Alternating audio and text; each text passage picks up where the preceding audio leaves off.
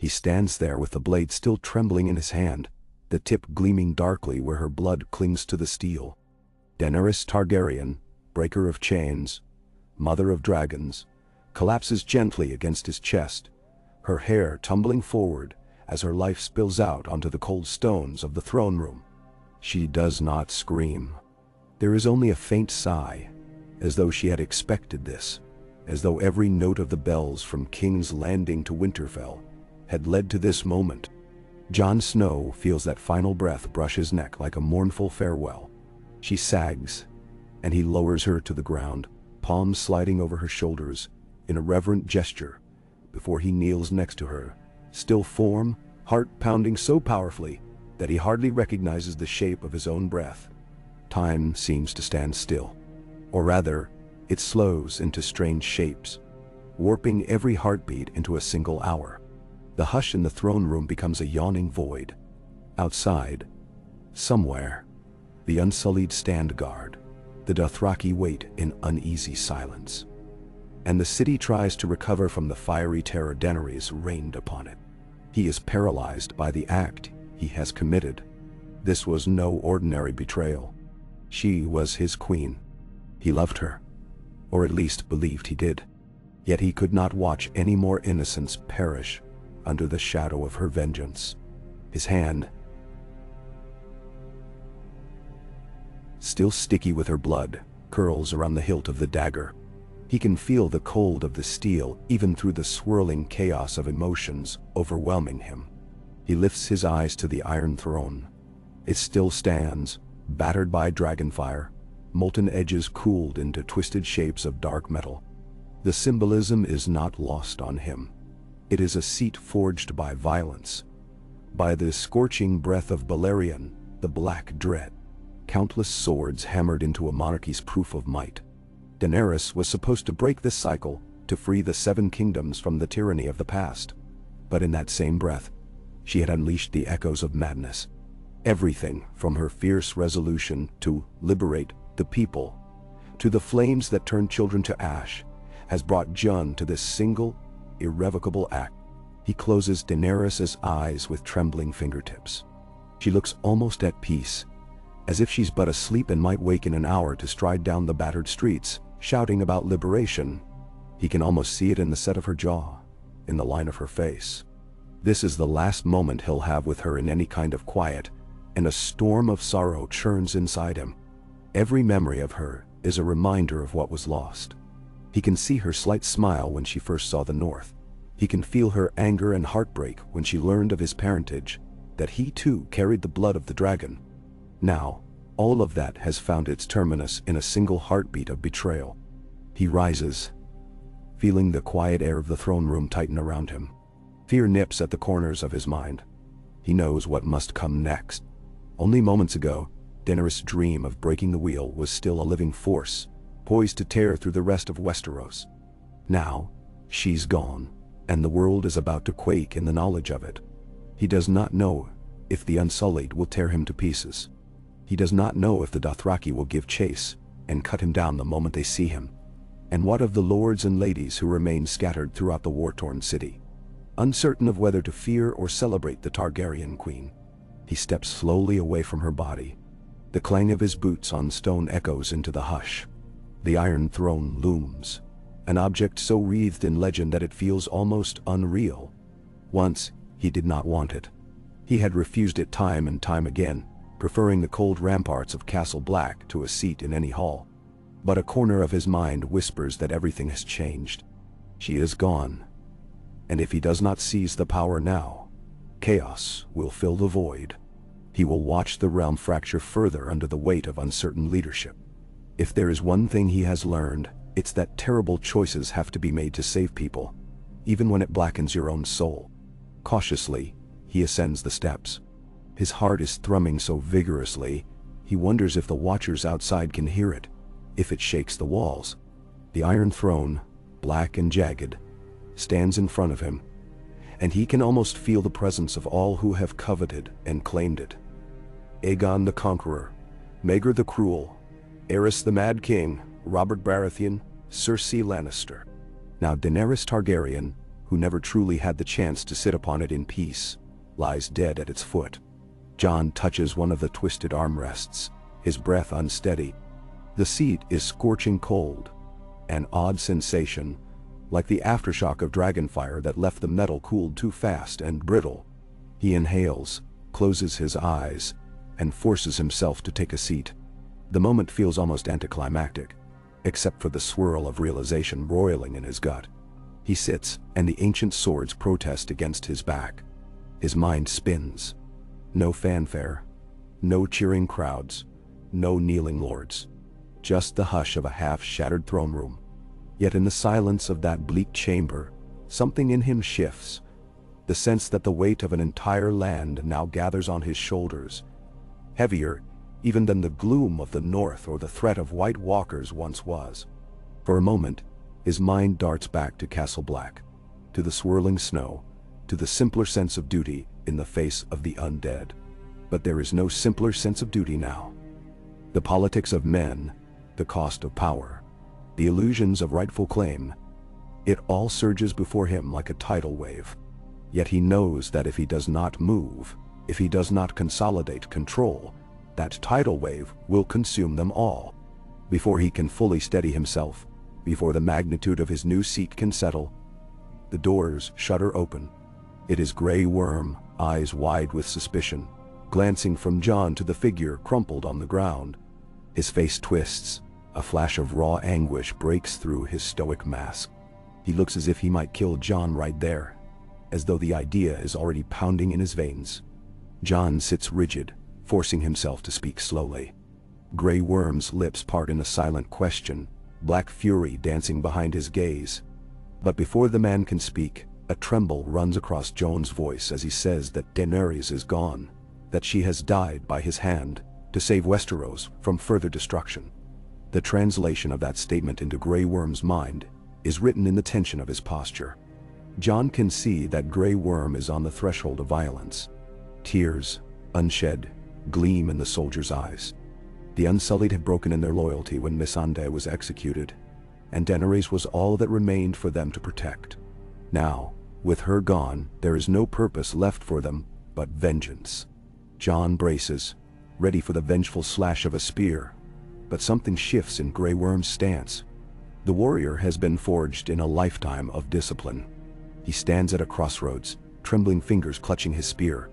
The moment holds, tense as a drawn bowstring. Jon, forcing each breath to remain calm, slowly stands from the throne. The squeal of metal echoes in the chamber. He approaches Grey Worm, who is poised like a coiled viper. Jon neither begs for mercy nor tries to provoke him. He looks him in the eye and says simply that he had no choice. She was going to burn anyone who stood in her way, and he could not allow the city, nor the realm, to suffer more. And as if in a haze, Grey Worm's eyes flick to Daenerys' still form. He seems to fight with the urge to avenge her this second, but no orders exist for this scenario. There is no queen to command him to kill the traitor. There is only him, alone in his grief. The Unsullied never asked for this war, for this throne. He glances at the empty seat behind Jon, an unreadable expression crossing his face.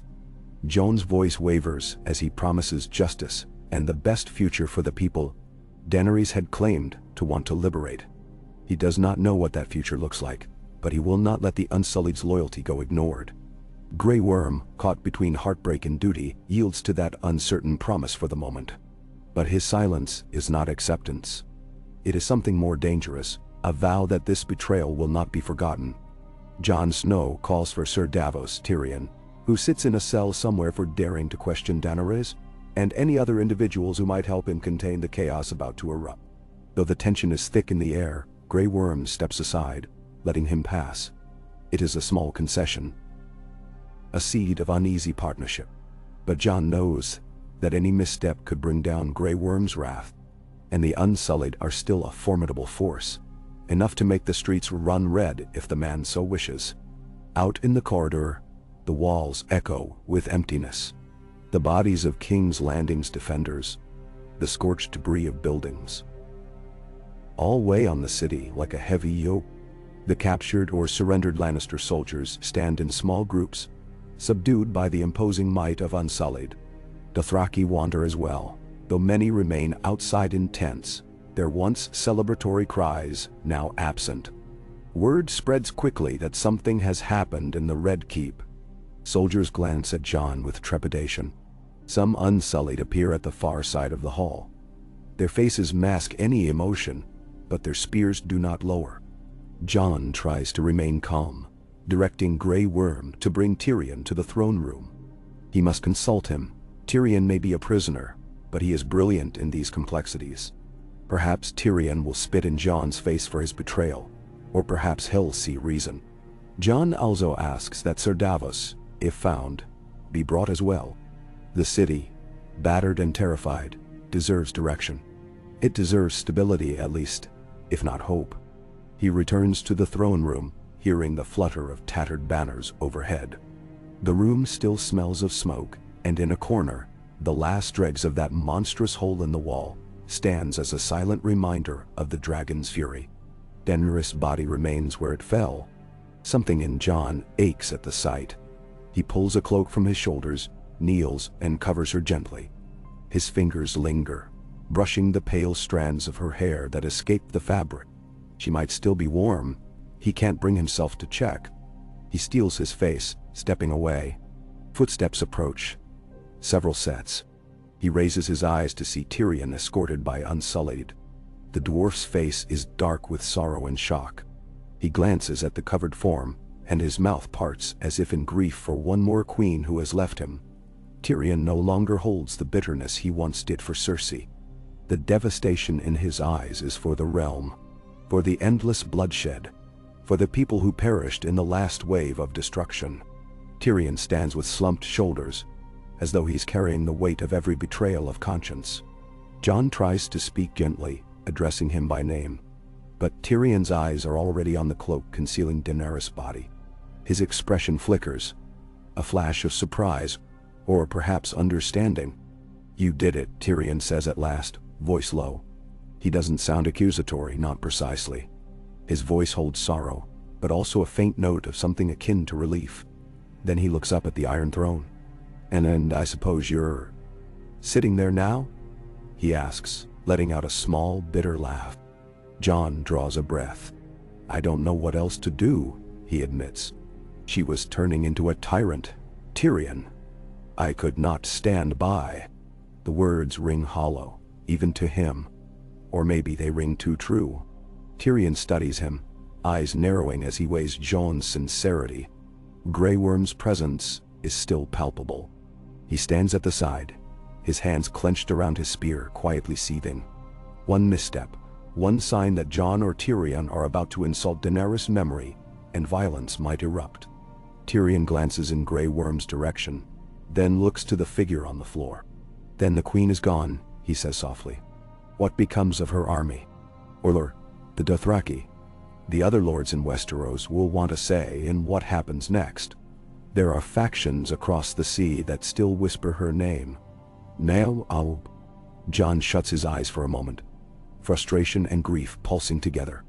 "If we do not act, the city will tear itself apart in the confusion. The realm is in chaos. I know I killed her, but I won't let the realm collapse. This is my duty." The sound of that word, duty, lances through Jon's chest. It has always been the word that shapes him. He cannot escape it, no matter how many times he tries. "I'll ask the Unsullied to keep order," Jon says, his voice steadier. "I will address the people, vow to end hostilities. We must bury her with honor. I want no more needless death." Tyrion regards him warily, nodding slightly. Yet neither one of them is blind to the raw tension in the room, to Grey Worm's coiled readiness. Jon gently directs him to have Daenerys' body prepared, to give her a funeral befitting her station. He cannot deny she was a queen, or the mother of dragons. She deserves something that reflects the magnitude of her life, even if her end came by his hand. With a curt nod, Grey Worm steps forward and lifts Daenerys' body, cradling her with surprising gentleness. As he departs, Jon and Tyrion share a quiet look. The lines around Tyrion's eyes seem deeper than Jon remembers. Tyrion's next words are low. "You may call yourself king now, But be prepared for the storm that follows. The lords, the common folk, the remnants of Daenerys loyalists. This will not be an easy seat to keep warm. Jon's answer is a barely audible exhalation. It never is. The day inches along at a pace that feels both too swift and painfully slow. Messages are sent out. Calls ring across the streets, telling citizens that the queen is gone, that a new hand rules the city. For the small folk, this is just another in a long line of abrupt changes. King's Landing has known more rulers in the past few years than it did for decades prior. But the city is still numb from the fires, from the shock of seeing their city turn to rubble in places. They have little energy to protest, especially if it means the end of the killing. Jon gathers those who remain of the lords paramount in the battered hall. Most are absent, scattered, or dead. Sansa is not here. She is in the north, presumably. Arya is gone. Her whereabouts a mystery. Bran is at Winterfell, or so Jon thinks. Gendry is somewhere amid the chaos, but no official word has come from him. Only a handful of lesser lords, battered knights, and scattered representatives can be summoned. They trickle into the hall with pale faces. Those from the city itself come with dust in their hair, clothes stained with ash. The fear is palpable. At the front stands Jon, wearing leathers that still bear dark patches from where Daenerys' blood brushed against him. He could have changed, but he did not think of it. His presence alone must communicate his intent. He is no pompous Lannister or Baratheon. He is something else. A man forced to assume a crown by fate's grim design. As the assembled mutter among themselves, Jon addresses them in a firm but weary voice. He announces Daenerys' death, says it plainly. Although the words catch in his throat, he declares himself king by right of blood. He is Aegon Targaryen, son of Rhaegar Targaryen. But more important, he says, he does this to hold the realm together, to stop any more slaughter. A hush follows, part shock, part relief. Some in the room exchange glances. They know he is of Targaryen blood. They do not know how to respond to the abrupt shift of monarchy. But they have no love lost for Daenerys after what she did to the city. And for many, hearing a Targaryen claim the throne so soon after the atrocity is a bitter pill. Yet here stands a man beloved by some for his actions in the north, by his honor, by his storied part in the great war against the undead. The realm lacks a better answer. No one leaps forward to challenge him. No one kneels either, not yet. It is only the pregnant hush of tension.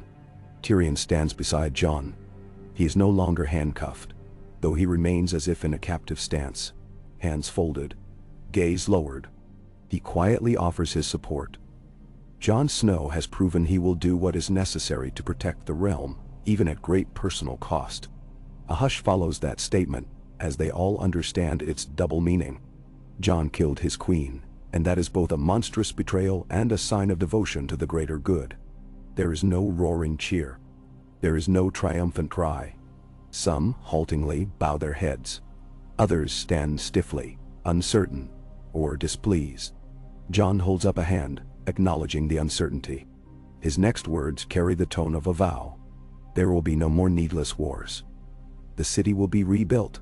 We will feed the people, help those who have lost their homes. This is not a time for more conflict. It is a time to heal. Another ripple of murmurs flows through the gathered. They know these words all too well. They have been promised healing before. After Robert's rebellion, after Joffrey's death, after the siege, after the final battle with the Night King. Hope has become a brittle thing. But some want to believe him. They remember the battered Stark who knelt for them, who bled for them, who, with the help of the northern lords, overcame the threats from beyond the wall. He dismisses them, promising more details in the coming days. With the tenuous acceptance of his claim, he steps down from the dais, feeling an odd swirl in his chest. So many sets of eyes track him. He sees the doubt, the fear, and in some glances a flicker of something like relief. Jon does not know how to feel about any of it. He simply knows that the day has only begun, and the most difficult tasks are yet to come. It is some hours later when Jon finds himself pacing in the small council chambers, or what remains of them. The table is half broken. and there are shards of glass scattered from an earlier skirmish. Tyrion stands nearby, arms folded, still wearing the grim expression that has become his mask. Grey Worm leans against a pillar, saying little. Sir Davos eventually appears, dust on his clothes, eyes heavy with sorrow. He glances at Jon with a weary nod. Jon explains his plan: to secure the city's gates to prevent looting, to ensure that the unscrupulous among the Dothraki do not run rampant, that the unsullied keep the peace but do not punish without cause. He also mentions that supply lines from surrounding farmland must be managed carefully. They are at risk of famine if the city's fields remain scorched. Tyrion gently suggests that they invite the Lords of the Reach to help with grain shipments. Davos suggests sending riders. Grey Worm stands in stony silence, but when asked for the Unsullied's cooperation, he nods once curtly, as if fulfilling a final duty to Daenerys' last ideals.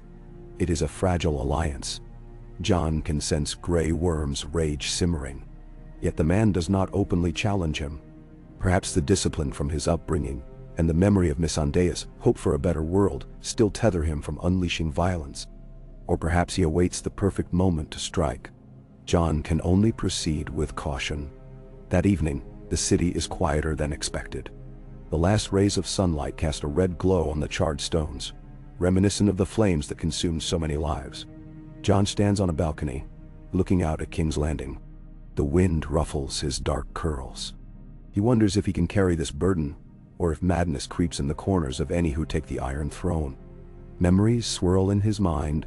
The wall, the dire wolves, the softness in Ygritte's eyes, the iron streak of determination in Daenerys. All lost to him now. The throne behind him feels like a war trophy he never wanted to win. Tyrion approaches quietly, stopping at Jon's side. For a while, they say nothing, just watching the city that sprawls below. Some columns of smoke drift upward, the last remnants of the inferno. Tyrion finally speaks. You did the impossible. You ended her reign. Yet you've put yourself here, in the seat you never wanted. If you thought your watch was over, you were mistaken. He offers a wry, humorless half-smile. Jon inclines his head, voice low. I never wanted this. But everything else was leading to more destruction. I can't let that happen. I made a vow. And if that vow means I take the throne to save the realm, so be it. No matter the cost to me. Then he will. Tyrion sighs, swirling the wine in a goblet he brought. She was extraordinary and terrifying. And in the end, perhaps no one could have swayed her but you. And you did, in the only way left to you. You have my support, even if it is with a heavy heart. Let us at least try to salvage this realm from the ruin. Jon nods his gratitude. It is a small comfort to know he will not face this alone. They stand a while longer, the sun vanishing below the horizon, leaving the city in the purple gloom of twilight. The future lies before them, uncertain and fraught with lurking enemies. But for this single moment, Jon breathes. He tries to remind himself that if he had not acted, the city might have been left in cinders, and more innocents would burn. The sky darkens, and somewhere, far away, a ghostly breeze might stir the ashes of fallen kings. When darkness has fully settled, Jon descends to the courtyard where the pyre has been built. Daenerys' body, wrapped in cloth of Targaryen black, lies atop a small funeral pyre. The flames have not yet been lit. Gathered around are the Unsullied in ranks, the Dothraki forming a wide circle. A few scattered figures stand behind them, those who have come to pay last respects, or simply to witness. Tyrion is there, Davos too. Even Brienne of Tarth, battered and bandaged, stands silent, her blue eyes dark with conflicting emotions. Grey Worm, holding a torch, does not look at Jon as he approaches. The tension is so thick, it feels as if it could strangle the air itself. But Grey Worm does not speak. He bows his head ever so slightly, crossing to place the torch in Jon's hand. A subtle gesture of final recognition. If Jon is truly king, then let him do this deed. Jon hesitates. The memory of plunging the dagger into Daenerys' heart flickers across his mind with gut-wrenching clarity. He steels himself, lifts the torch, and touches it to the wood. The flames catch slowly at first, a flicker at the edges. Then they surge, devouring the fuel with crackling ferocity. Light jumps across the courtyard, dancing across the expressions of those who watch with glistening eyes or grim stares. Daenerys' form is shrouded in the heart of the blaze, the smoke curling upwards toward a sky that has seen too many fires. Silence reigns except for the roar of the pyre. Jon stands with the torch still in hand, knuckles white around the staff. He can almost see her face in the flames, scolding him for what he's done.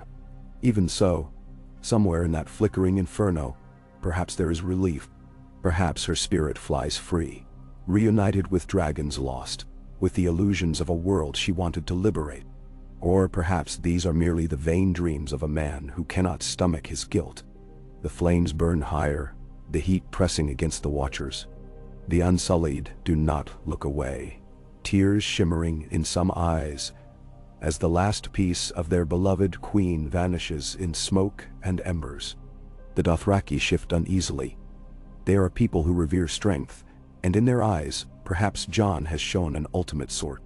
Or perhaps they see only a new foe. The pyre burns late into the night. Eventually, the watchers drift away, returning to tents or battered quarters. Grey Worm remains until the last flicker of flame. Tyrion does as well, though from a distance, as if uncertain how to honor a queen who so utterly betrayed her own ideals. Jon stands near the blaze longer than the rest, eyes fixed on the embers. This is the funeral he gives to the woman he loved, whose life he ended with his own hands. When only charcoal remains, a bitter wind stirs the ashes. Jon finally turns away, letting the night swallow his footsteps as he returns to the gloom of the Red Keep. Sleep is a distant dream. Jon finds his old chamber, one hastily assigned for him when he arrived with Daenerys' forces. The bed is still rumpled, the table scattered with a few of her parchments and strategy notes. He sets them aside, not wanting to see her handwriting. He removes his sword belt, sets Longclaw by the bed, and sits heavily on the edge of the mattress. He stares at the cold stone floor, the events of the day swirling in his mind like a maelstrom. He tries to recall the last time he felt peace, perhaps in the crypts of Winterfell, or in the quiet moments with Sam and Ed, when they were younger men of the Night's Watch, or in Ygritte's arms in a cave. That memory stabs at him with longing. So many ghosts follow him. Ygritte, Robb, Ed, and now Daenerys, the titles that cling to him. Lord Commander, King in the North, Targaryen heir, Slayer of the Night King's lieutenant, and now occupant of the Iron Throne. Mean nothing to these ghosts. They still haunt him in the stillness. Eventually, exhaustion claims him. Though the sleep that comes is fleeting and haunted by nightmares of dragonfire. He sees Daenerys with ash in her hair, her eyes burning with something akin to madness. And then he sees the dagger going in again and again, her blood on his hands. He jolts awake, sweat on his brow. The room is cold, the small hours of the morning creeping in. He cannot rest. He must prepare for the next day, for the thousands of problems that wait with dawn. When the early light slants into the windows, Jon finds himself in the throne room once again. Dust motes swirl in the pale sunbeams. The jagged silhouette of the Iron Throne seems starker, more unforgiving by daylight. He stands at its foot, running a hand over the hilt of Longclaw. In the corridors, people begin to stir. The stench of smoke clings to the city, though the fires are mostly gone. Life rouses, uncertain and fearful, but life persists nonetheless. He positions himself near the throne, waiting for the first visitors of the day. They come in trickles, envoys from battered neighborhoods, a few knights with petitions, staff and servants needing direction on distributing supplies. One after another they greet him as "Your Grace" or "My Lord," stumbling over titles, clearly unsure which to use.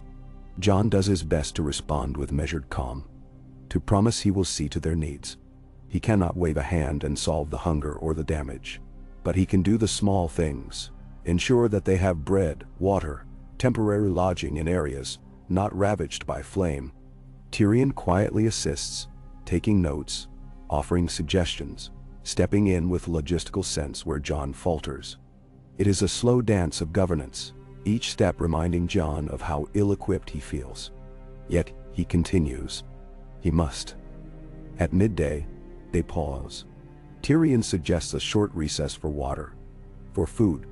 Jon, half dazed from the cascade of pleas, nods and lets out a weary breath. They retreat to a smaller antechamber, where a servant sets out bread, some stew, and wine. Tyrion leans back in a creaking chair, swirling the wine in his cup. "You're holding up better than I expected," he comments softly. Jon sips water instead of wine, ignoring the dryness in his throat. That begs for something stronger.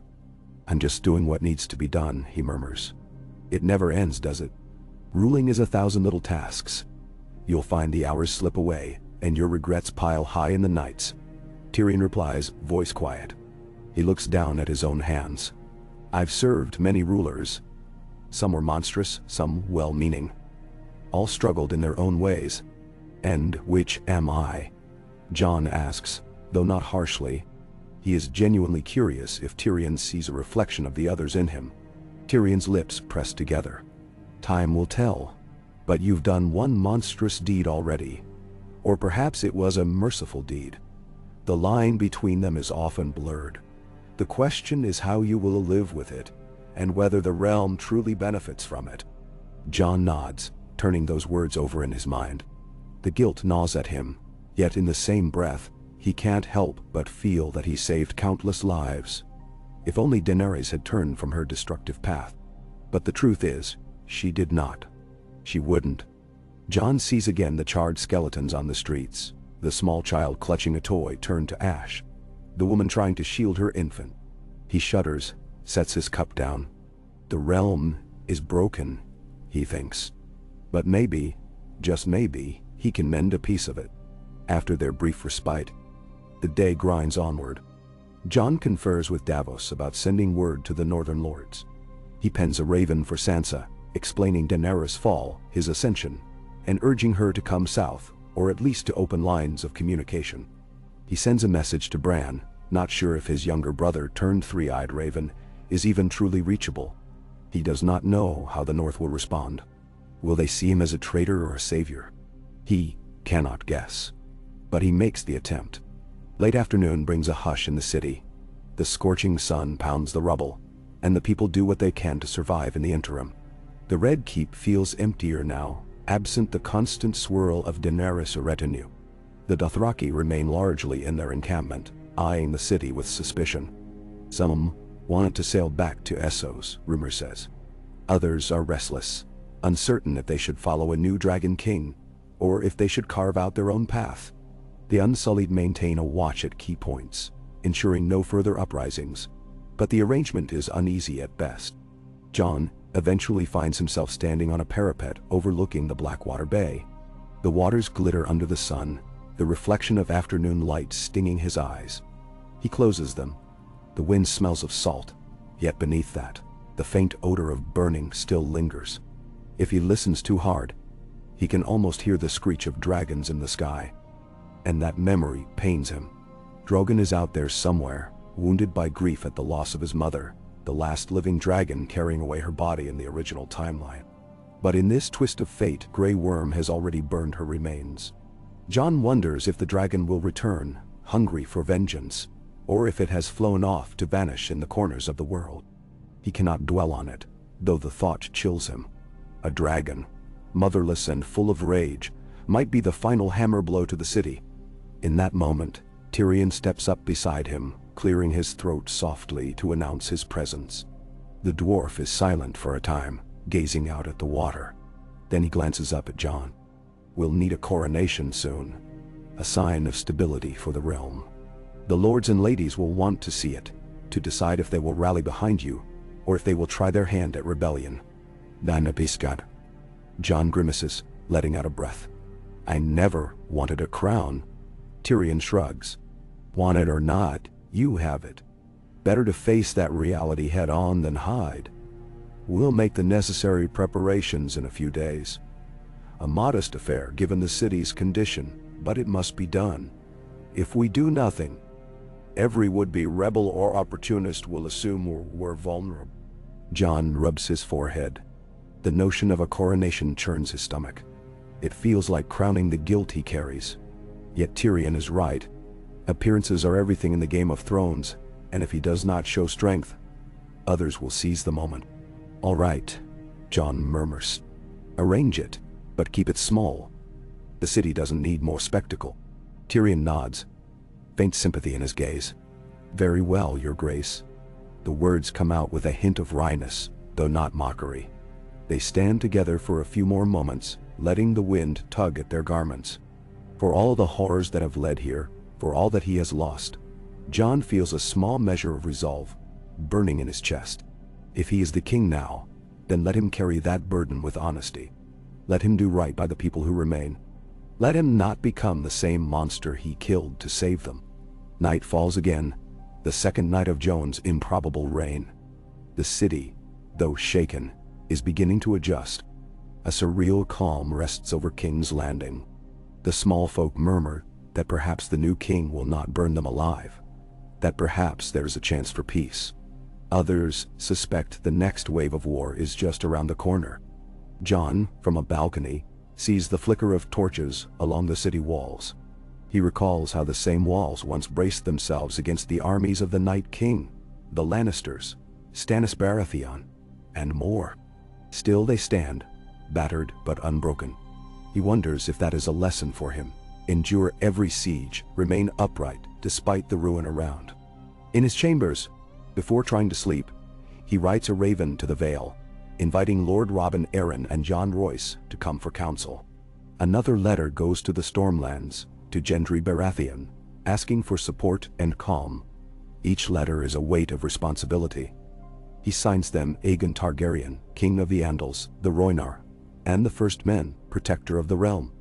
It feels foreign on his tongue and under his pen. But that is the name that must carry the authority now. Jon Snow may be how he thinks of himself, but the realm expects a Targaryen. For better or worse, that's what they'll get. Slipping into bed, he tries not to think about her, about Daenerys' final expression, or the press of her body against his when he delivered the mortal blow. But it creeps in anyway, tangling his dreams. Another restless night passes. Dawn breaks with calls from the yard, the clang of blacksmiths trying to repair broken weapons or shattered gates. The city awakens to another day without the Mother of Dragons. It awakens to the rule of the man who, by taking her life, hopes to keep the realm alive. He throws himself into the tasks of kingship. The city needs bread, water, some semblance of law. The Dothraki must be addressed, perhaps offered ships if they wish to sail home. The Unsullied must be integrated, or allowed to settle if they choose. Jon meets with Grey Worm again, tries to find middle ground. There is little warmth, but Grey Worm is a soldier who follows structure. A quiet understanding emerges. Grey Worm will keep order, if Jon ensures the city does not turn on the Unsullied. Jon nods, feeling the tension behind Grey Worm's every word, as though one spark could reignite a war. He also sits in on small council sessions with Tyrion and Davos. They discuss the funeral pyres for the thousands who perished, the need for mass graves, and the grim reality of disease if bodies lie rotting in the streets. He issues decrees that volunteers be paid to clear rubble, that minor lords near the city provide grain in exchange for tax relief in the coming years. It is all a delicate dance of resources and promises. Jon's head spins with the details, but he persists. He must. The Iron Throne demands not just the chest-thumping might of a conqueror, but the meticulous patience of a caretaker, something he never truly learned, but which might prove more important than any sword fight. As the day progresses, news filters in that some northern banners have begun their march, uncertain if they come in peace or to question the events. A few lords from the Riverlands have set out to see if these rumors of a new Targaryen king are true. It all builds into a swirling pot of tension that will soon converge on King's Landing. Jon steels himself for what must come: public debate, challenges, perhaps duels or outright warfare, if some refuse to accept him. But he cannot run from it. He has chosen this path, or had it thrust upon him. Either way, he will face it.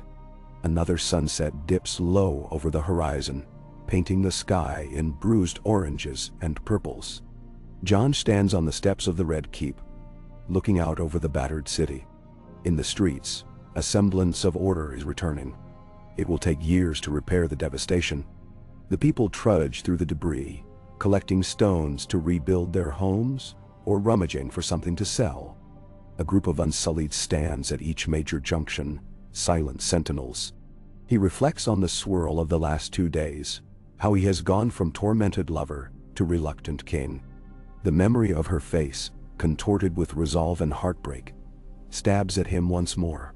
He remembers too the words he spoke at her pyre, words he barely said aloud, but which linger in his heart. "I'm sorry." The last ribbons of daylight slip away. Torches flare along the main streets. He closes his eyes, letting the sea breeze wash over him. This is only the beginning. He feels it in his bones. The realm will question him. It will test him. He will have to prove himself worthy, or be torn down by those who see weakness in him, or by those outraged by the death of a queen. But no matter the danger, he will not abandon the people to chaos. Maybe he will never truly silence the guilt in his soul, but at least he can fight to make her death mean something. Night settles, and he remains there, solitary, the faint rustle of a torn Targaryen banner overhead. Within the gloom of the Red Keep, the Iron Throne awaits him, offering no comfort, only the chill of duty. Jon Snow, now Aegon Targaryen, breathes in the salt air and steels his heart for the long fight ahead. He killed Daenerys, took the throne immediately, and in so doing, he must now shoulder all the storms that come with it. In the deep quiet of the night, the city moans under its wounds. He stands as king over the broken pieces, determined to mend them, though he knows full well that his own soul may never truly be whole again. He wakes in darkness, the murmurs of the Red Keep echoing through the cramped corners of his dreams. A soft flicker of torchlight strokes the stone ceiling above him. This is the chamber he's occupied these last days, though each time he opens his eyes, he half expects to be back in the cold, wind-swept halls of Winterfell or amid the restless quiet of Castle Black. The hush here is different. It breathes with tensions and secrets, like a coiled serpent. Jon pushes aside the rough blanket and sits, pressing his palms to his face. He slept in a tunic again, as he always does these nights. If any threat should come, if any soldier or dagger-wielding zealot tries to steal into his chambers, he would rather be ready than comfortable. He stands and listens. Far below, movement stirs. Servants setting to tasks. Quiet footfalls of the Unsullied on patrol. The city is not quite awake, yet not fully at rest. This in-between hour has always made him uneasy. He recalls the times at the wall, leaning over the ramparts while dawn's pale glow crept across the snowfields. That had been a simpler dread, waiting for wights or wildlings. Here, the dangers take the shape of cunning and ambition, rumor and distrust. Sometimes, they are harder to spot than any white-eyed corpse. He opens the shutters to let in the faint air. From this vantage, he can see the sprawl of King's Landing, still battered, many sections blackened from the fires of Daenerys' final assault. He tries to gather himself, reminding his own heart to remain steady. Another day begins, full of negotiations and half-lies, of efforts to keep people from tearing each other apart. Some part of him wonders if he is already failing in that duty. He hasn't heard from Sansa or the other northern lords. Perhaps they're still deciding whether to accept him or oppose him. Perhaps they question his sanity. Perhaps they question why he killed Daenerys at all. He splashes water onto his face from a basin set on the small table. The water is tepid, reminding him how far he is from the crisp chill of the north. He had once thought the climate here might become more familiar if he stayed long enough, but the dryness in the air, the heat that sits on the city's stones, still feels alien. He leaves the basin behind, brushes a damp hand through his hair, and secures Longclaw at his hip with a habitual care. Whatever the day brings, he will meet it head-on. That has always been his way, even before he learned he was no Snow at all, but a Targaryen. In the corridor, 2 Unsullied stand watch. Their expressions remain carefully neutral, but their stances shift slightly when Jon emerges. Its emotion so small, He might have missed it if he wasn't already used to reading the taut lines of these disciplined warriors. He acknowledges them with a nod, and they move aside. Grey Worm has placed them here as a reminder as much as for protection. Jon wonders if these guards see themselves as protecting their new king, or as jailers making sure the king doesn't slip out of their sight. In time, perhaps, trust will form. But trust rarely grows quickly on blood-soaked soil. He makes his way down the winding stairs toward the great hall. Pale light, through broken windows, illuminates the gloom.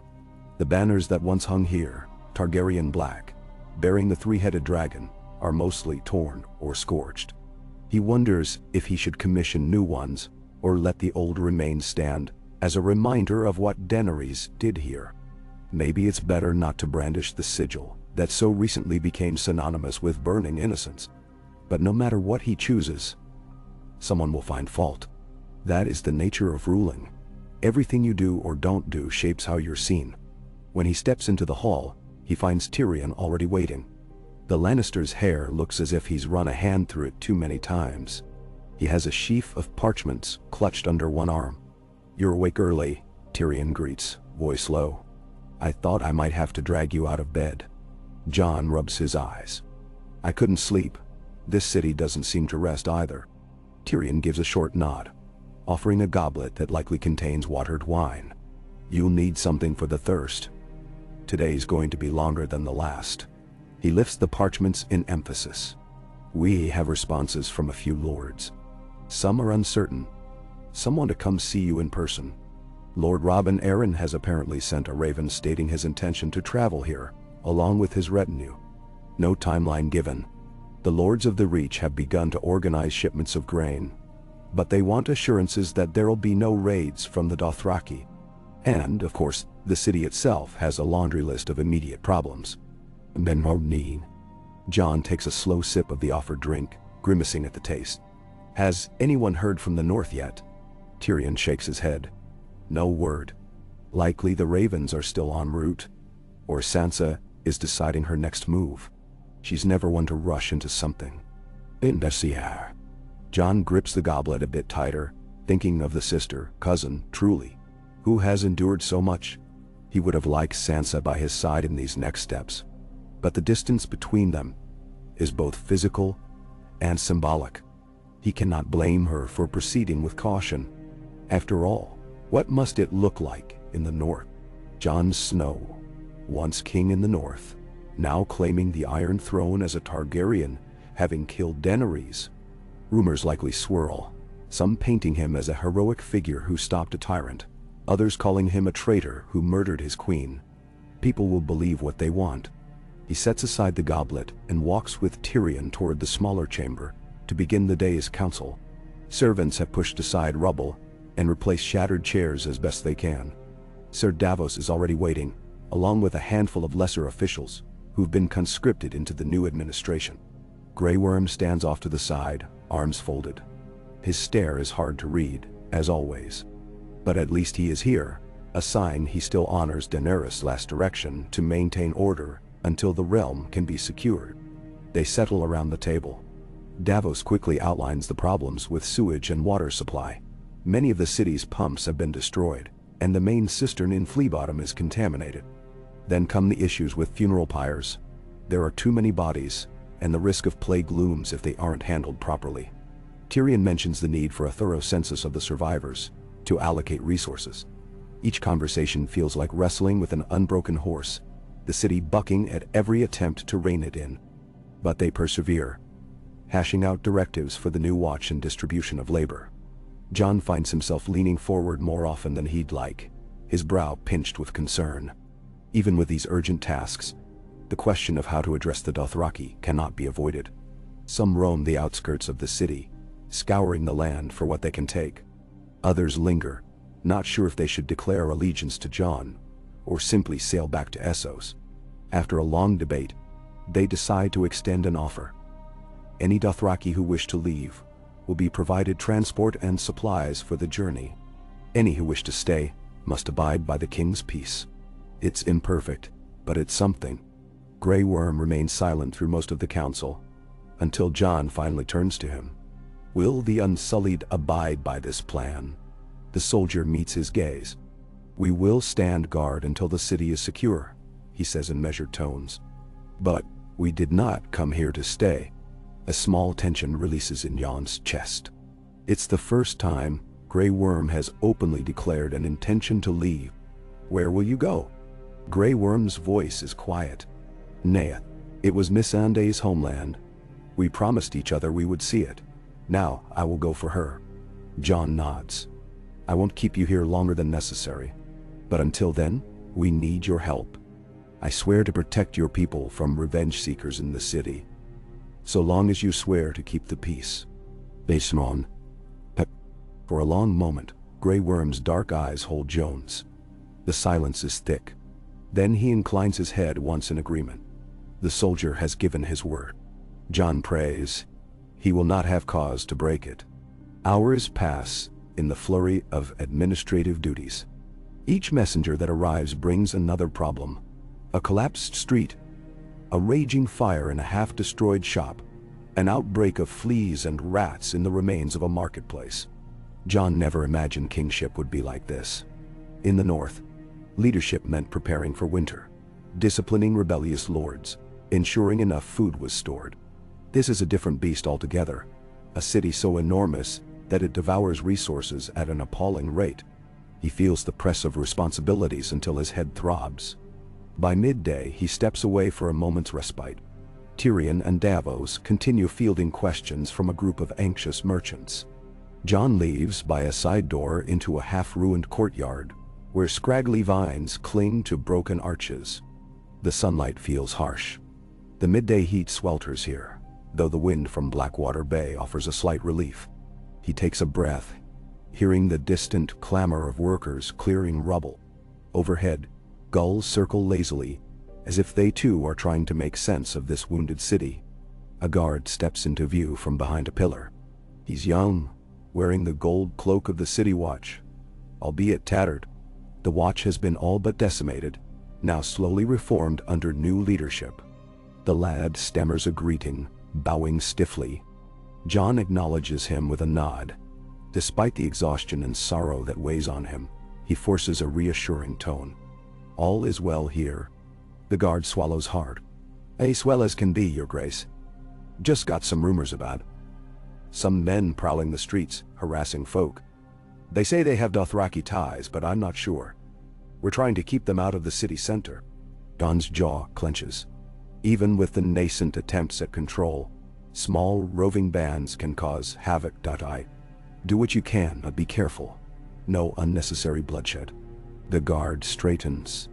"Yes, Your Grace." Jon drifts away, letting the poor lad return to his post. He wonders how many such incidents happen daily.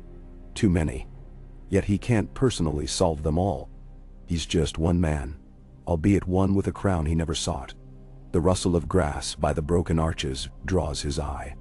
Tyrion emerges, exhaustion plain in his posture. "I told them we'd consider their request tomorrow," Tyrion says, stepping over fallen stones. "But I wanted to check on you.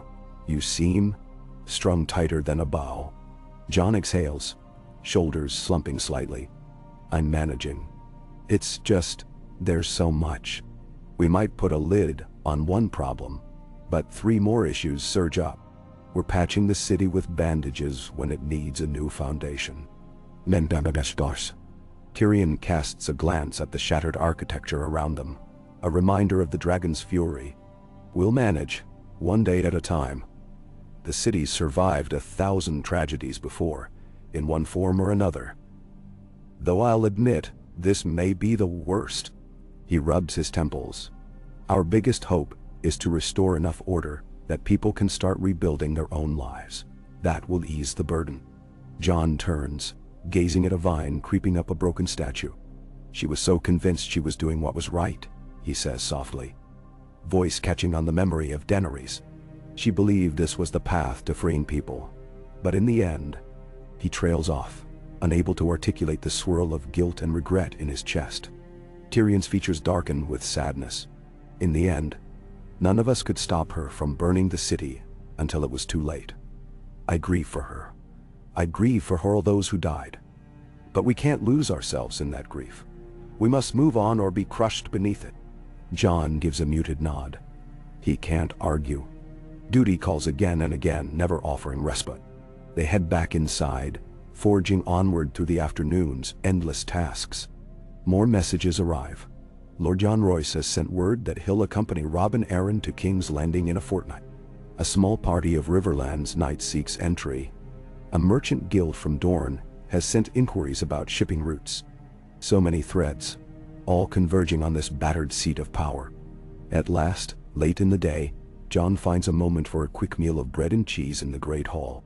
The hall is mostly empty, the hush broken only by distant clattering or passing footfalls. A swirl of dust drifts in the last rays of sunlight. He sits on a simple chair near one of the battered pillars, ignoring the iron throne at the far end. He can't bring himself to eat in front of that twisted mass of swords, not now. He doesn't want to stare at the seat that cost so many lives. Let it stay in the gloom. He senses a presence and looks up to see Brienne of Tarth standing a few paces away, her tall figure partially illuminated in the waning light. She offers a slight bow. Her face, still bruised from the battles, carries a weary dignity. Jon motions for her to approach. He's grateful to see her up and walking, though she moves stiffly. She has lost so many.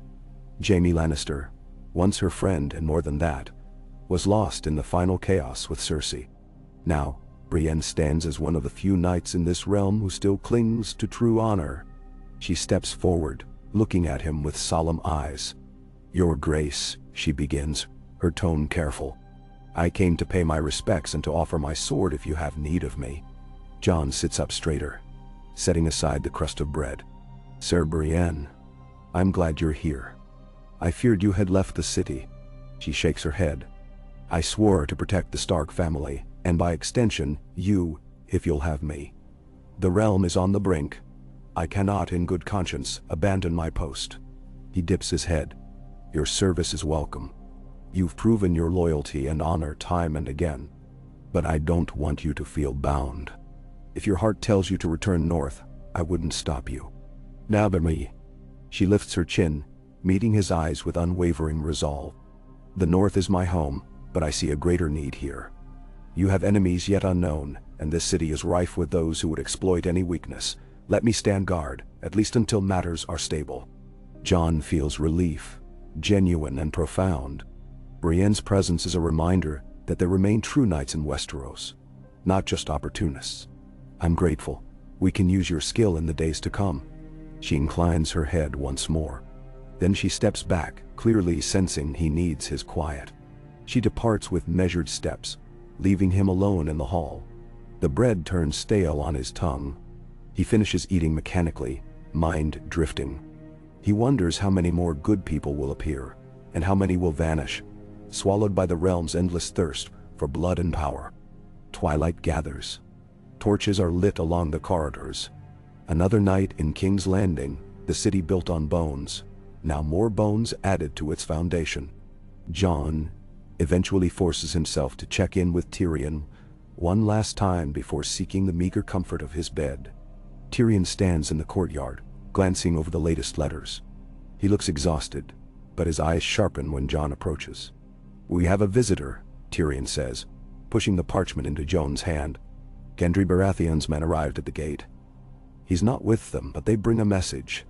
He's riding here soon, wants to formally acknowledge your reign, with conditions."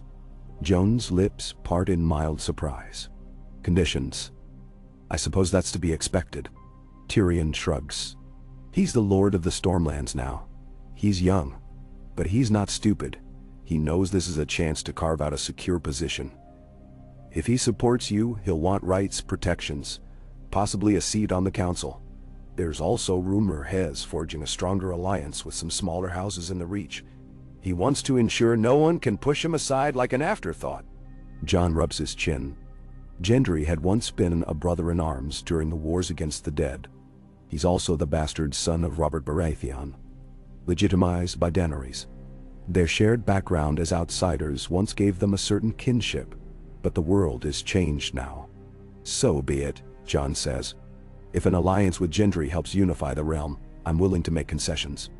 Tyrion nods. "I'll make sure his men are housed in the keep's west wing. We'll have formal talks once he arrives." Jon thanks him, passing the parchment back. Then he glances around the courtyard, catching sight of Grey Worm crossing in the distance. Their gazes meet for a split second, a tension buzzing in the air like the memory of dragon fire. Jon lifts a hand in a tentative greeting, but Grey Worm simply inclines his head, barely more than an acknowledgement, before disappearing into the shadows. Night descends fully, bathing the broken spires and rooftops in moonlight. Jon makes his way up to his chamber, lighting a taper candle on the desk. The flickering glow reveals scattered notes, half-finished letters, and a battered piece of Daenerys' old map of Westeros.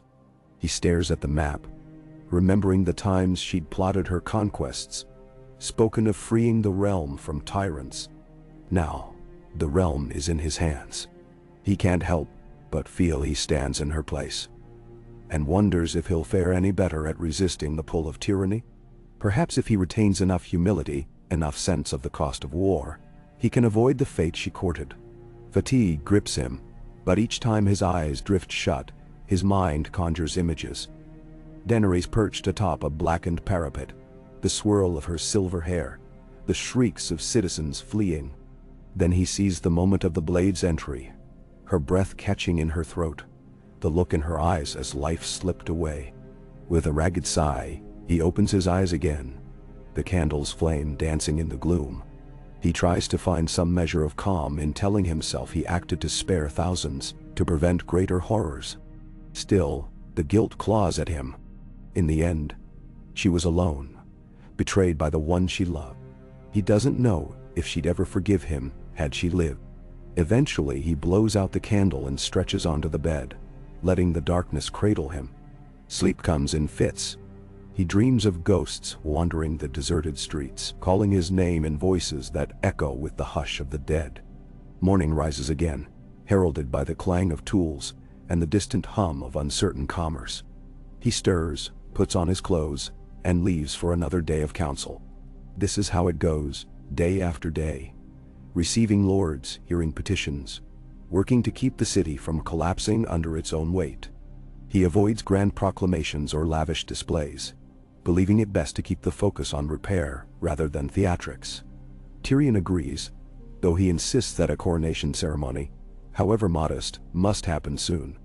Letters keep arriving from all corners, some supportive, some doubtful, some even hostile. Jon wrestles with each letter as if it were a living opponent, trying to find the stance that prevents further bloodshed. On the third day, a commotion outside the gate stirs everyone.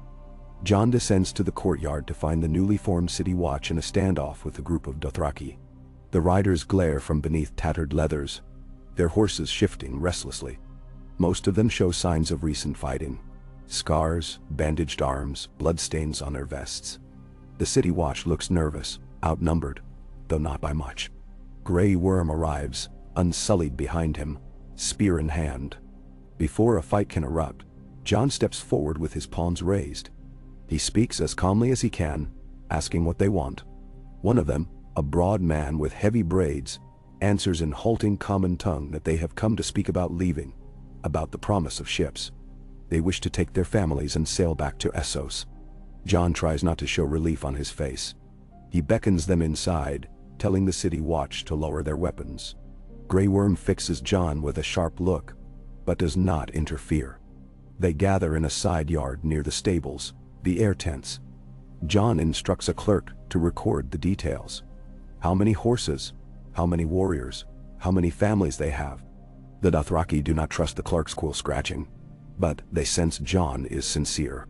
He promises them passage, though he warns that it will take time to secure enough ships. They grunt acceptance. If it means returning to the wide grasses of Essos, they are willing to wait a little while. Jon breathes easier, though he knows not all Dothraki will be so cooperative. Still, it's another step toward reducing friction in the city. Afternoon sees Gendry's outriders arriving, confirming that the Lord of Storm's End is only a half-day behind them. Tyrion arranges to greet him with some ceremony, but Jon insists it remains subdued. Enough banners and horns to show respect, but no feasting. The city is still in mourning, and still half in ruin. They meet Gendry at dusk along the King's Road just inside the gate. Jon rides out with a small retinue that includes Tyrion, Sir Davos, and a few city watch to keep the path clear.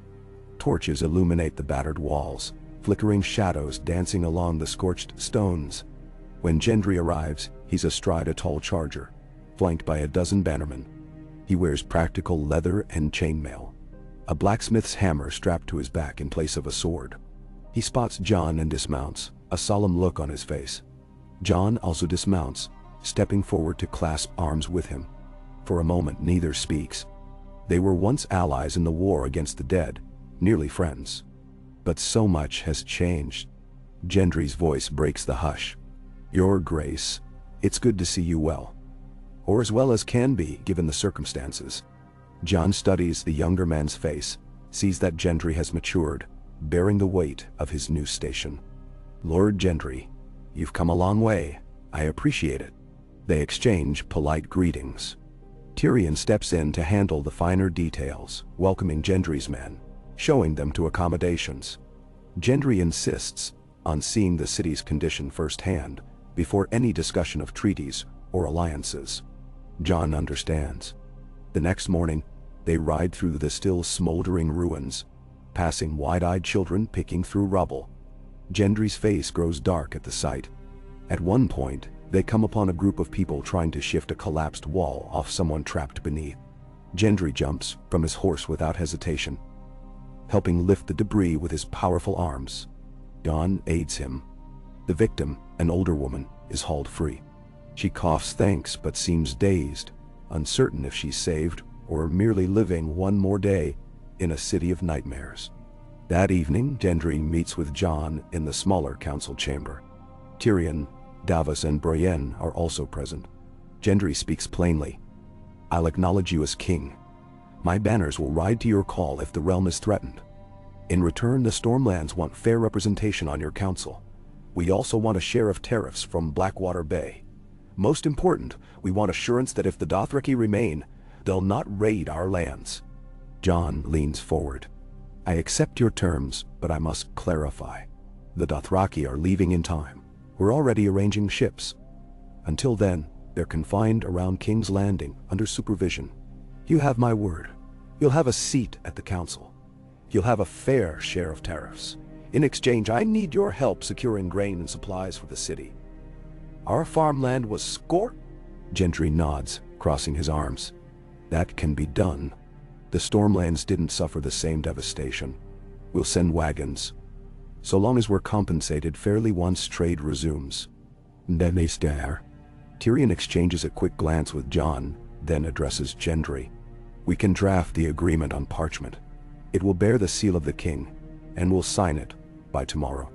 A flicker of relief passes over Gendry's face, as though he's genuinely pleased to avoid further conflict. Jon, too, feels the knot in his chest loosen. With this accord, maybe the realm edges a step closer to peace. As they finalize details late into the night, both men recall the simpler times when all that mattered was surviving the Great War. Now, survival takes a different shape. Political alliances and the rebuilding of a kingdom. Over the next several days, Gendry proves eager to help, traveling the city with Jon, speaking to blacksmiths and stonemasons, forming a rough plan for forging new tools and reinforcing damaged walls.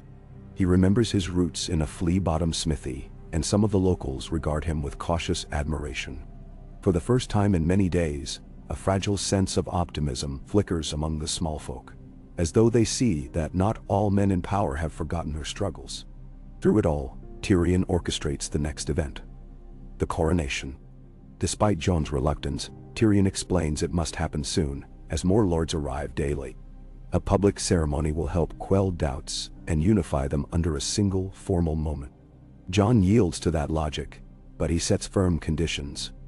No lavish feasts, no grand processions. The realm is in mourning. We do this because it has to be done. Tyrion nods. We'll keep it simple. The High Septon, or whoever stands in that role now, will anoint you and you'll take the oath. Some banners will gather, you'll wear the crown, and we'll mark the day. That alone will speak volumes. Jon feels his stomach tighten at the thought of wearing a crown fashioned from the same tradition that produced the Mad King, and then Daenerys. But he has come this far. He must finish what he started. Behind Tyrion, Brienne stands near a window, watching with quiet respect. She knows what burdens a vow can carry. Davos, seated at the table, gives Jon a small nod of encouragement, though his eyes carry sympathy. Tyrion arranges for the ceremony to occur in a fortnight, allowing time for certain key lords to arrive, but not so long that the city remains in a vacuum of uncertain rule. Word spreads. Some voices whisper that it's too soon after Daenerys' downfall, while others say it's not soon enough. Yet the day creeps closer. Jon immerses himself in the daily tasks of governance to avoid thinking about it too much. Each morning, he visits the city, checking on the progress of repairs, offering words where he can, dealing with scuffles between the city watch and vengeful citizens. Every dusk he returns to the Red Keep, eyes weighed down with the exhaustion of 100 decisions. He rarely speaks of Daenerys now, though the memory of her is impossible to forget. Finally, the appointed day arrives. The Great Sept was destroyed long ago, but a new open-air sept has been erected in the courtyard of what remains of the Red Keep. Banners of the major houses hang limply in the still air. The crowds gather, though fewer in number than a typical royal coronation. Many are still homeless or simply too wary to celebrate anything.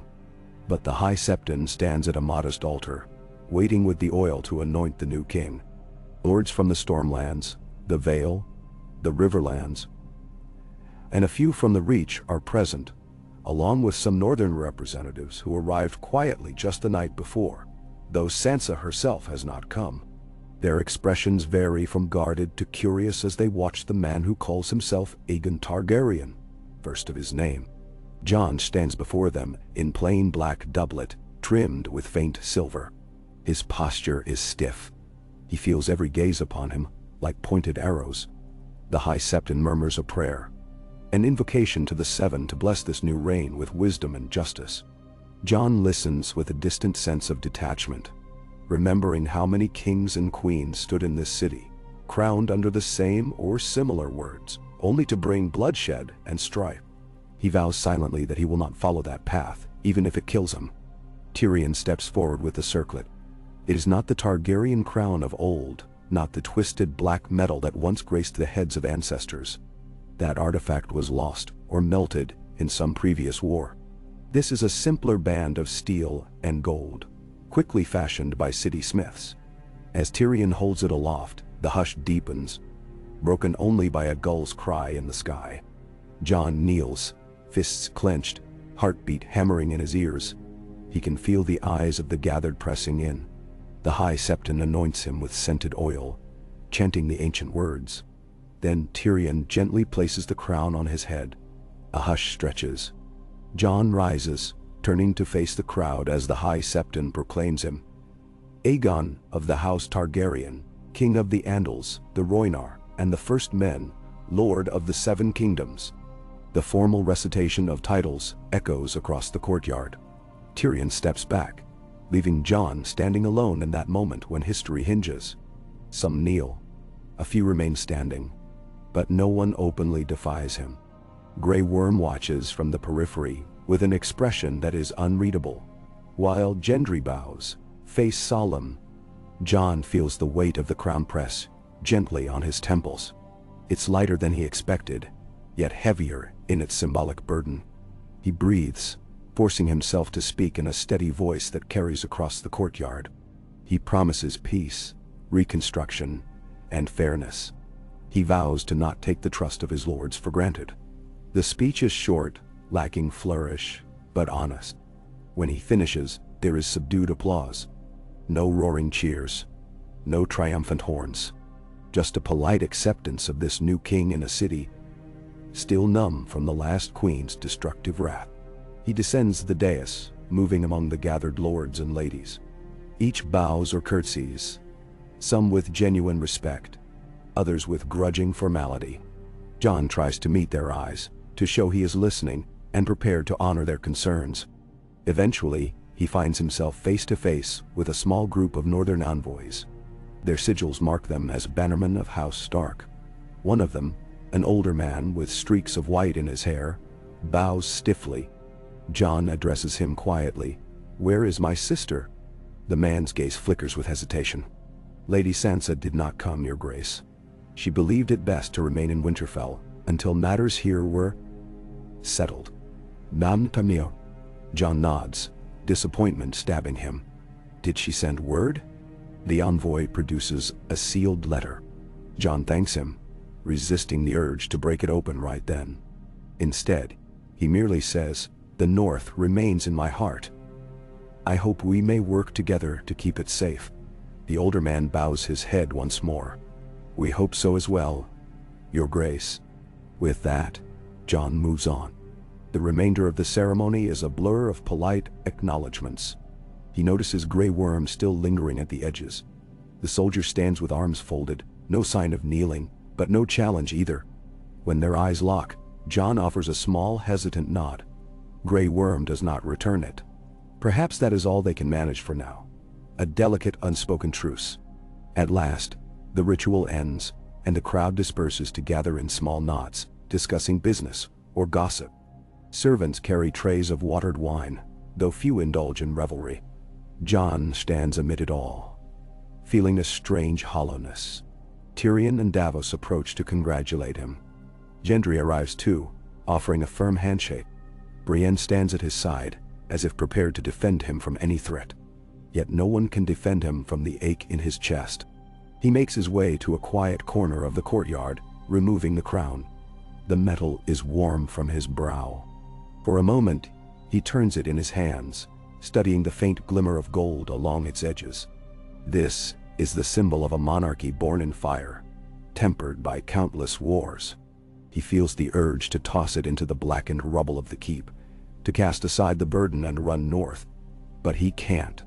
Too many eyes watch, too many lives depend on him to hold the realm together. In the swirl of uncertainty, he shuts his eyes and takes a breath. Somewhere in the distance, a faint breeze rustles the charred trees.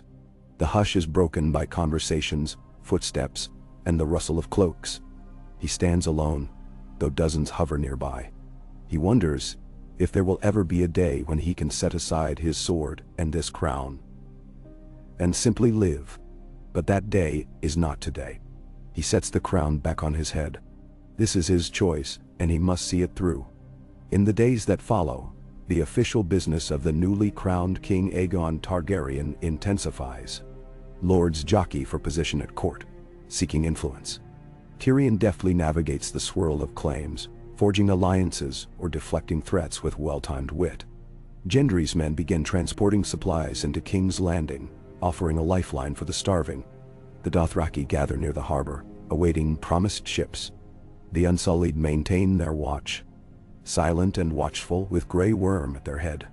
The city tries to heal, but the scars are deep.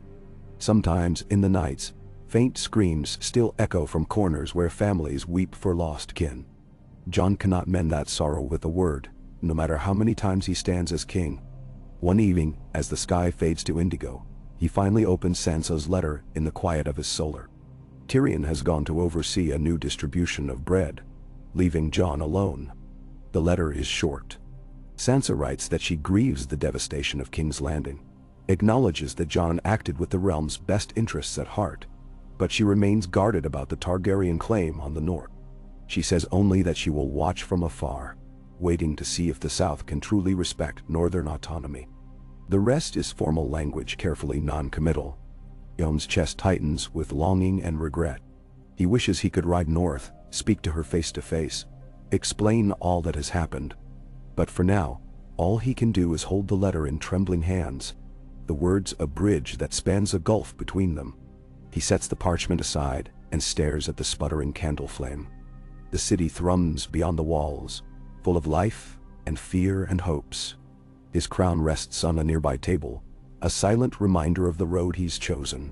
Tomorrow will bring more challenges, meetings with representatives from the Vale, dealing with an attempted revenge plot from a minor house that once supported Cersei, forging new trade agreements.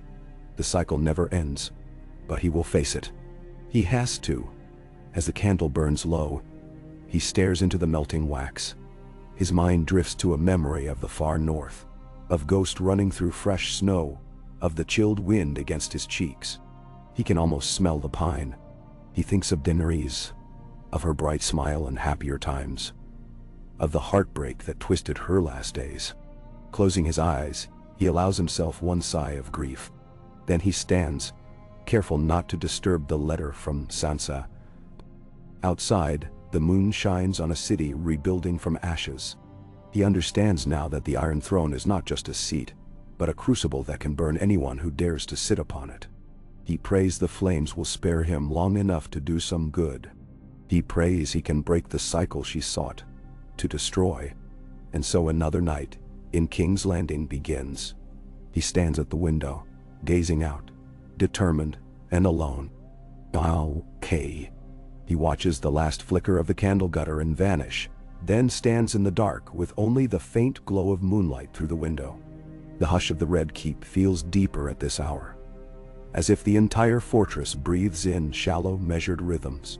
Pulling his cloak around him, Jon steps away from the desk, leaving Sansa's letter folded neatly atop a few other documents. Though his heart yearns for the north, the realm demands he remain here, on the edge of betrayal and hope, trying to stitch the wounds Daenerys' war left behind. He makes his way through corridors lit by torch and moon, ascending a short flight of stairs onto a rampart. A guard in a city watch uniform straightens upon seeing him. Jon waves the man back to ease. Starlight outlines the city below, with clusters of dim torches marking small gatherings of people who haven't yet found shelter. He leans on the stone ledge, letting the night air wash over him. At times he wishes winter winds would blow in from the sea, just so he could feel a chill that reminds him of home. Movement draws his eye. Below, in one of the lower courtyards, a group of Unsullied perform silent drills, their spears glinting beneath torchlight. Their discipline is as sharp as ever. Grey Worm is among them. Even from this distance, Jon recognizes the man's silhouette.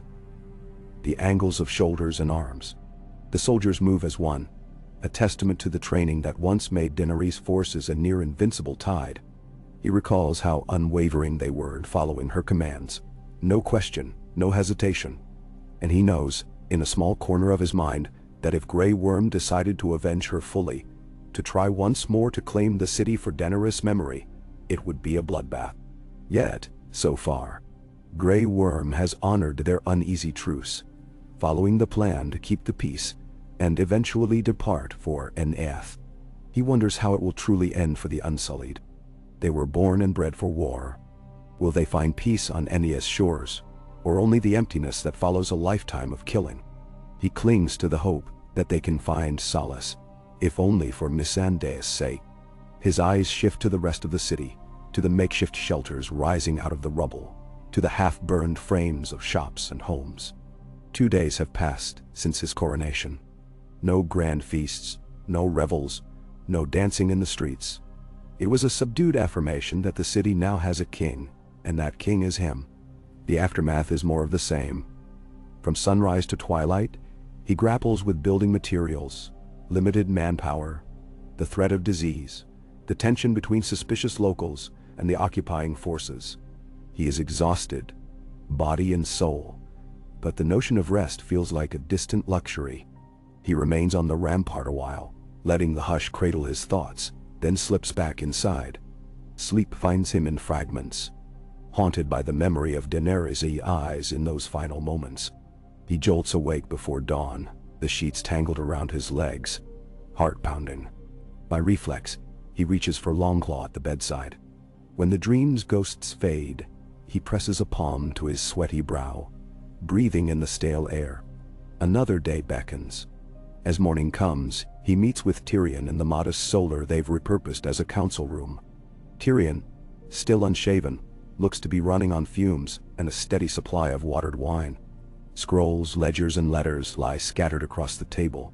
Tyrion lifts his gaze. We've had word from the Vale. Lord Robin Arryn and Jon Royce approach the city within 2 days' ride. We also have a small retinue from the Tullys on the way. Seems they want to see this new king for themselves and decide whether they'll bend or break. Jon exhales, folding his arms. We'll receive them. The more alliances we can secure, the less chance of revolt. Tyrion nods, rifling through the parchments. Also, the High Septon wants an official stance on the faith's role in the city's rebuilding. He's asking for money to restore certain septs. You know how these matters go. Everyone wants resources. We're running out of ways to distribute them fairly. Jon rubs his temple, recalling the hush of the city's faithful gatherings. We'll give what we can spare. The city needs places for solace and worship. But we must also feed people, rebuild walls. We'll have to strike a balance. Tyrion takes a swig of wine, frowning at the dryness of it. I'll do my best. There's also the small matter of your mother's crypt in the Red Keep. Some among the old Targaryen loyalists, or those that remain, want you to honor House Targaryen by restoring crypts and shrines that date back to Aegon the Conqueror. It's a symbolic gesture, but maybe it helps unify those who still cling to the Dragonbat. Jon feels a clenching in his gut at the mention of Targaryen loyalists. So many of them were bound to Daenerys. How many truly remain loyal to him, or simply to the idea of Targaryen power? Yet ignoring them could spark resentments. I'll look into it, he says at last. But we must be careful not to appear too focused on Targaryen glory. Half the realm already doubts me. Tyrion offers a faint grin. Wise, as always. I'll keep them at bay for the moment. They spend hours poring over more issues. New claims from lesser lords who lost land in the war. A request from Gendry Baratheon to expedite shipments through King's Landing's harbor. The ongoing question of how many Dothraki remain. The day passes in that swirl of negotiations. Midday sees them pausing long enough to choke down some bread and watery soup. Between the streams of council members, Brienne of Tarth stands quietly, always watchful. Her presence, tall and solid, reassures Jon that he's not alone in this. She seldom speaks unless asked, but her keen gaze and calm disposition are a balm to the tension. Ser Davos also appears intermittently, discussing shipping routes and the prospects of bringing more food in from the Reach. Jon can sense that Davos is trying to be everything at once. Diplomat, quartermaster, peacemaker. He's aging before Jon's eyes, but he never complains. In the late afternoon, a messenger scurries inside, breathless. He kneels, handing Tyrion a sealed scroll. Tyrion's expression darkens as he reads. Jon leans forward, quietly waiting for news. The shadows under Tyrion's eyes deepen. When he finally looks up, his voice is grim. There's been an incident near the harbor. Some Dothraki raiders attacked a caravan of small folk heading into the city. One boy was killed, a few others injured. The city watch contained it, but tensions are rising. A jolt of anger goes through Jon. He stands, pushing his chair aside. I thought we had them under watch. I promised them ships if they would stay calm. Tyrion sets the scroll on the table. They're fracturing, it seems. Some follow the arrangement, others refuse to be corralled. This group might have been Dothraki who deserted their Khalasar, or they're simply bored, restless men who see easy prey. Jon grimaces, reaching for his cloak. I'll go and see for myself. If we don't handle this quickly, the city will riot. Nahan. He takes Tyrion, Davos, and a small contingent of gold cloaks down to the harbor. The afternoon sun blazes off the water, turning the bay's surface into a glare. The smell of fish mingles with the odor of charred timber from the half-ruined piers. Nearby, an uneasy crowd is gathered around a cluster of watchmen who stand in a circle of tense vigilance. 3 Dothraki are held at spear point. Their eyes burn with rage, braids flicking as they shift in place. One watchman has blood staining the edge of his cloak. On the ground, a merchant kneels over the body of a young boy, tears cutting channels through the grime on his cheeks. Jon steps forward, heart pounding with a mix of sorrow and anger. He kneels beside the merchant, a hand on his shoulder. What happened? The man chokes out the words. My son was with me. We were just bringing dried fish from the next village. He points at the Dothraki. They rode up, demanded coin. I had nothing. They ran him down. The nearest Dothraki tries to spit some protest, his common tongue halting, but his eyes flash with scorn. Jon isn't sure if they regret killing the boy, or if they see it as another day's brutality. Fury knots in Jon's stomach. He rises slowly, looking to the watch commander. The gold cloaks await orders, uncertain if they should execute the Dothraki on the spot or wait for a judgment. Jon's jaw tightens. Daenerys is gone, and these men owe no loyalty to him. Take them into custody, Jon orders, nodding to the watch. They'll stand trial for murder. The Dothraki begin shouting, struggling, but they are outnumbered. Blades flash. The watch subdues them with spear hafts and yanks them away, ignoring curses and spitting. Jon turns to the merchant, gaze bleak. "We will see justice done," he says quietly. The man can only sob in reply, staring at the lifeless body of his son. Rage and grief roil in Jon's chest. He helps the merchant arrange for the boy's body to be taken away. Meanwhile, Tyrion stands off to the side, clearly shaken. Davos murmurs to Jon, "We'll have to deal with the rest of the Dothraki, or these attacks will keep happening." Jon nods grimly. "I intend to. Bring Grey Worm to the throne room tonight. We'll demand answers and a plan to contain his men." Then, he glances around. The harbor is half in ruins, but the piers bustle with desperate attempts to load cargo, to keep trade alive. The tension is obvious in every set of eyes, in every hush of conversation. If word spreads that Dothraki are attacking children, the city's fragile calm could shatter in a heartbeat. He exhales, trying to steady his own emotions before returning to the Red Keep. Night falls, and Grey Worm arrives in the throne room as commanded. The hall is illuminated by torches and a few guttering braziers. The battered walls cast flickering shadows, making every shape appear elongated and ominous. Jon sits on the Iron Throne, feeling no comfort in its metal embrace. Tyrion and Davos flank him, while the guards keep a wide perimeter. Grey Worm stands in the center, spear in hand, shoulders coiled with tension. Jon's voice cuts through the hush. "Your men attacked and killed a child today. I've promised the city justice." Grey Worm's gaze is hard. "Those men are not my men. They refuse to listen. They are Khalasar, yes, but I cannot command them as Unsullied. They do as they wish." Betms. Jon leans forward. "But they arrived with Daenerys' army. She intended them to fight for her cause. Now that she's gone, they become a danger to the realm. We cannot allow these attacks." Grey Worm's lips press into a line. "Unsullied keep order in the city where we can. But Dothraki do not obey our commands. Many of them scatter outside the walls. We do not have enough soldiers to chase them everywhere." Jon hails slowly. "We have offered ships so they can sail home to Essos. Some have accepted. Others remain. They must disband or submit to Westerosi law. If they will not leave, and they choose violence, we will respond with force." Macho. Grey Worm lifts his chin, a flicker of old defiance in his eyes. "I do not fear Dothraki. We can hunt them down if that is your order. But it will lead to bloodshed." Jon can sense that part of Grey Worm almost welcomes that possibility. Another battle, a final purge of Daenerys' scattered horde. Yet it's the last thing Jon wants. "We'll give them a choice," he says, voice steady. "Leave or surrender. Those who commit murder will face trial. As for the men who killed that child, they'll face punishment. Will you support this?" "Sure." Grey Worm hesitates, perhaps thinking of the orders he once followed without question. Daenerys commanded, and it was done. Now he faces a man who took her life. Yet, they have a shared understanding of discipline, of the cost of war. "We will support," he says at last.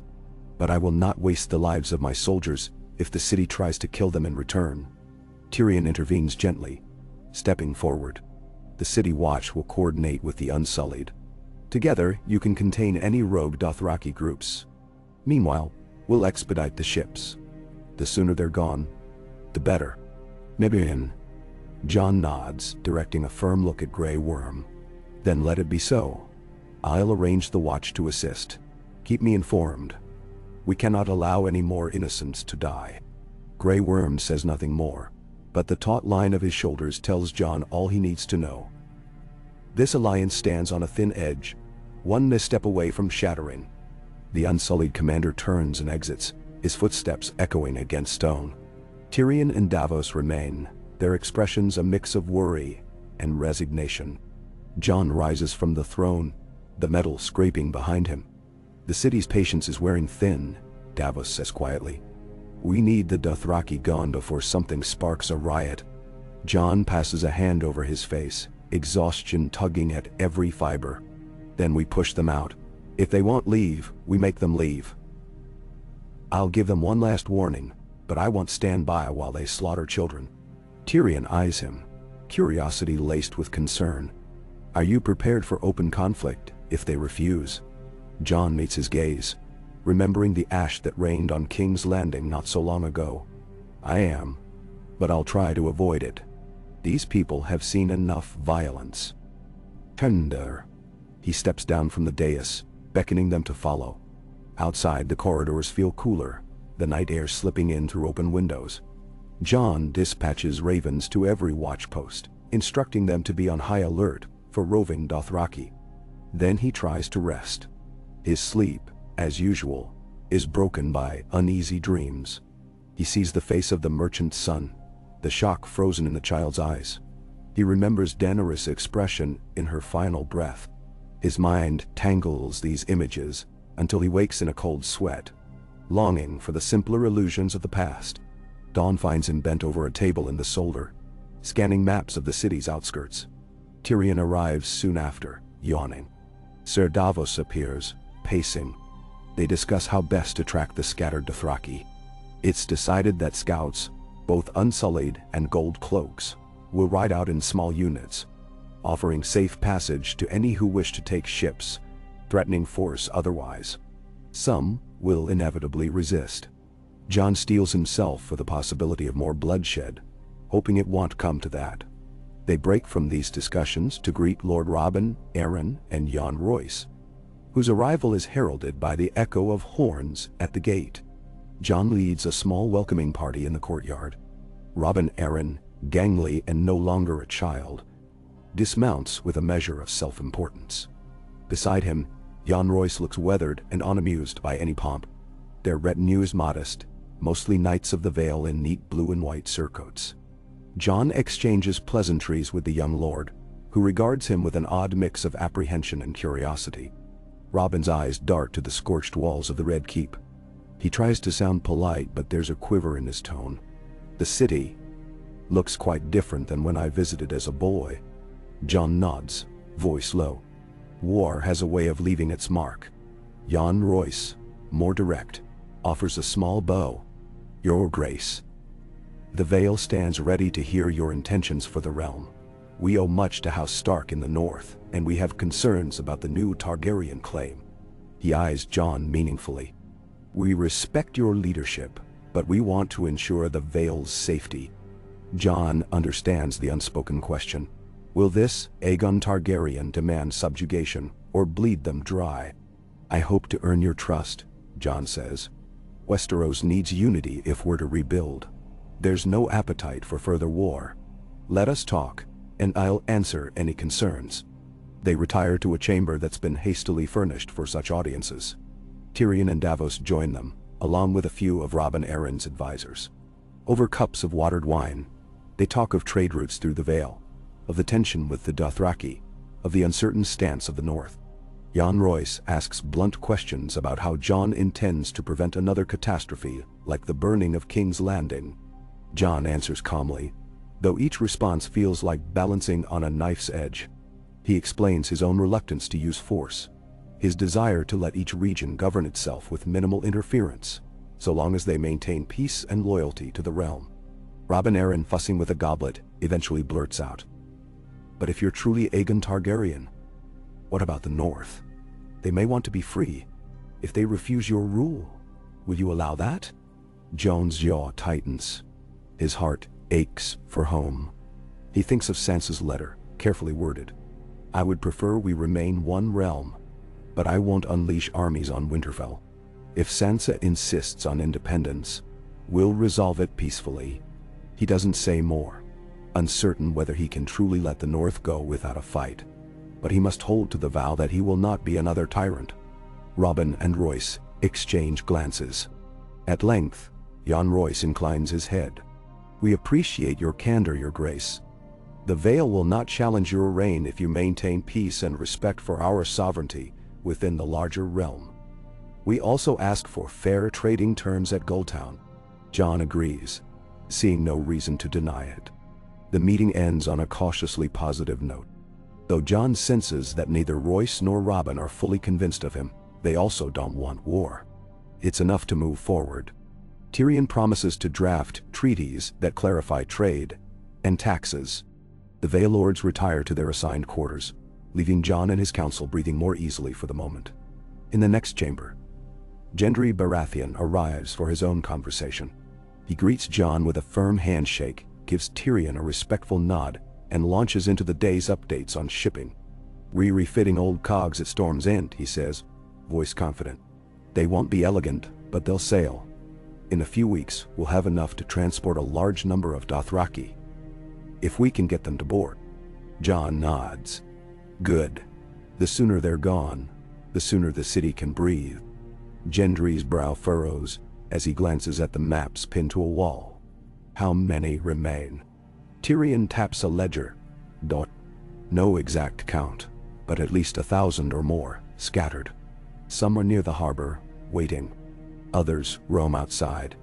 A handful cause trouble. We're trying to coax them in with the promise of passage.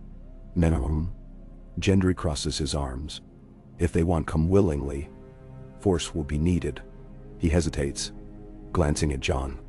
"I know you don't want more bloodshed, but these are men who only respect strength.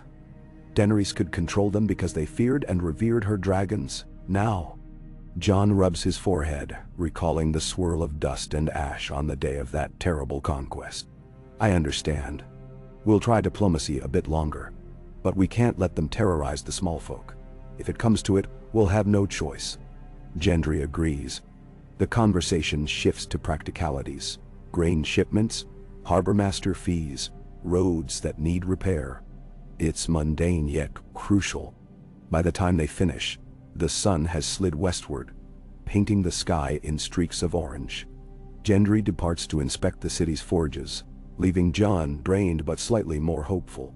Each accord, each reluctant pledge, stitches another patch on the realm's fraying tapestry. As dusk settles, Jon steps onto a balcony overlooking the sea. The black water beyond the harbor glitters with torchlight. The city has grown quieter, though tension lingers like a coil of smoke. He closes his eyes, listening to the faint murmur of waves. The presence of another figure makes him turn. Brienne stands there, expression pensive. She inclines her head when he meets her gaze. "Your Grace," she says quietly. "I was checking the perimeter. All is quiet for now." He offers a tight smile. "Thank you, Sir Brienne. How are you healing?" He glances at her bruises, though most have faded to yellowish shadows. She lifts a shoulder and a half shrug. "I've had worse. Still, I appreciate your concern. I wanted to ask, has there been any word of Lady Sansa traveling here?" "Nensor." Jean's throat constricts at the mention of Sansa Dr. "No. Only her letter. She's staying in Winterfell, at least until the situation here is more stable." Brienne nods slowly. "She is wise, but I had hoped she might come to see you crowned." There's a note of subdued disappointment in her voice. She had sworn oaths to protect Sansa Dothraki. Possibly she fears the division that might grow between them. "I understand her caution," Jon replies, turning his gaze back to the dark water. "I hope once she sees we're building peace here, she'll come. Or I'll find a moment to ride north, if the realm can spare me." He lets out a breath, seeing the flicker of torchlight on the shoreline. "But that won't be soon." Brienne stands quietly a moment longer.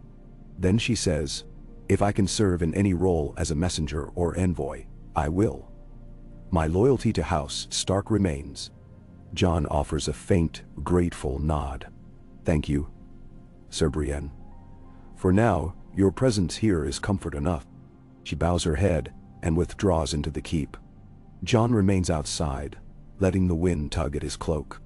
Each day, each hour, The weight of the crown presses deeper.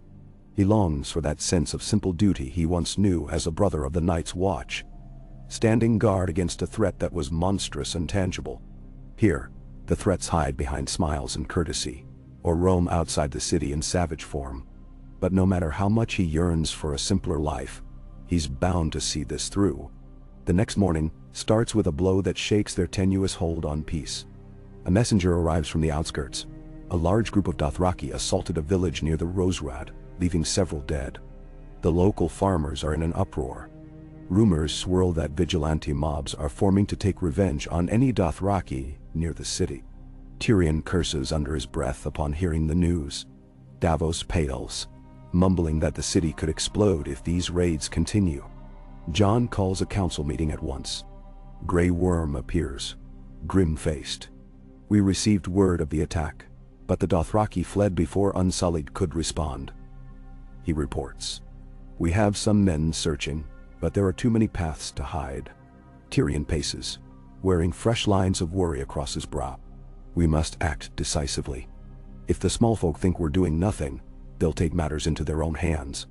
Then we'll have chaos, and the Dothraki will retaliate. And the bounty? Jon's expression darkens. He scans the map splayed across the table. We can deploy combined forces, Unsullied, City Watch, and some knights from Gendry's retinue. Round up every Dothraki who refuses to board a ship. If they resist, disarm them by force. He can almost taste the bitterness in his mouth. This is the last thing he wants, another campaign of violence. But children and farmers are dying. I'll lead them myself if needed. Grey Worm lifts his chin. We will go. It is best you remain here to command the city. If you die in a field chasing them, more chaos follows. Jon bristles but can't deny the truth. Fine. But I'll send some of my own men as well, knights from the Stormlands or the Vale who've pledged to me. We'll show unity in this effort. They hammer out details. How many men to dispatch, which roads to patrol, how to ensure the city remains guarded in their absence. Tyrion suggests that they give an ultimatum. Any Dothraki found beyond the designated gathering areas will be escorted forcibly to the harbor. If they resist, they are enemies of the realm. Grey Worm confirms the Unsullied can handle it, but he warns that the Dothraki might prefer death to submission. Before the council adjourns, Davos suggests a last step. We should send out riders with a final offer of gold for passage. Maybe a few more will come peacefully if they see we're earnest. Jon nods. Do it. Let's exhaust every peaceful option. But once the time's up, we act. He sees the grim resignation in their faces. No one wants more blood on the city's hands. But the alternative is allowing chaos to spiral. Within a day, word spreads of the king's ultimatum. A fraction of the Dothraki stragglers do indeed come forward, grudgingly accepting the chance to sail home. The rest remain elusive. Grey Worm and his forces, joined by contingents of gold cloaks and knights in battered armor, march out of the city in squads, scanning the roads and farmland. Tension throbs like an exposed nerve. Jon stands atop the gates as they depart, Longclaw at his side, wishing he could be in the vanguard. Duty chains him to the capital, where lords continue to arrive, seeking audiences and forging deals. 3 days pass, filled with anxious waiting. Snatches of news drift in. A skirmish on the Roserad, some Dothraki captured, a few Unsullied casualties, local farmers cowering behind barricaded doors. Finally, on the evening of the 4th day, Grey Worm returns with his men to the Red Keep, hauling several exhausted, chained Dothraki behind them. The rest, apparently, are dead or scattered so far that they pose little threat. Grey Worm states flatly, "We offered them ships. They fought. We ended it." Jon sees the cut on Grey Worm's arm, the tightness in his jaw. "We'll ensure these prisoners are tried fairly," Jon says. "The city thanks you for your service." Grey Worm's expression remains unreadable. "We want no thanks. We want to leave." He gestures to his Unsullied, worn from the effort. "We have done what is needed. Release us to find our own peace." Jon nods. The ships to Nath are nearly ready. I won't ask you to stay longer than you must. Terror. Grey Worm's eyes flick to the blackened walls, the scorched city skyline beyond. We will go as soon as we can. Then this city is yours. He doesn't say goodbye, only turns on his heel, leading the Unsullied away. Some among them may remain for garrison duty, or to see if a new life here suits them, but the majority will follow Grey Worm to that distant land of butterflies and gentle breezes that Missandei once spoke of. Jon watches them disappear into the keep's corridors, feeling a mixture of relief and sorrow. War has shaped these men, taken everything from them. Now they depart, carrying the memory of a queen who believed she was their liberator, but led them into the heart of carnage. He silently hopes they find a measure of peace. Soon after, Tyrion steps forward, exhaling. "This might be our first true moment of calm since you took the throne," he says softly. "The city is not exactly stable, but better. With the Dothraki either gone or subdued, we can focus on rebuilding. The Unsullied, too, will leave soon. That might ease tensions." Jon presses his lips together. "We can't lose ourselves in relief. The realm still wobbles on the edge of famine. We have lords who aren't sure if they should follow me. Sansa is uncertain in the north. But yes, it's a step forward." Tyrion manages a small, weary smile. "Then let's take that step. We'll call the lords together soon. Let them see you making decisions for the good of Westeros. If we can feed the people, lower taxes, encourage trade, we might win the trust we need." Jon runs a hand over his beard, feeling the itch of new stubble. One day at a time. He summons what remains of his energy to address the city's issues once more. Distribution of supplies, resolving petty disputes, setting up a system to handle the influx of refugees seeking shelter.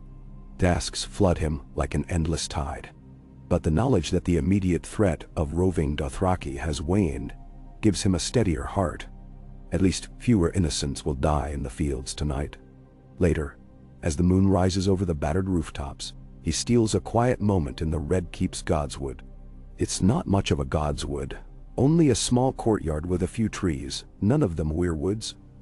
But it offers a semblance of tranquility. He kneels by a pool of water under the silver glow of moonlight, letting the silence seep into him. The reflection of the castle's broken towers ripples on the surface. If he closes his eyes, he can almost imagine he's at Winterfell's heart tree, the hush of northern snow around him. But the faint clang of distant hammers breaks the illusion. He breathes in the scent of damp earth, thinking of those who have been lost.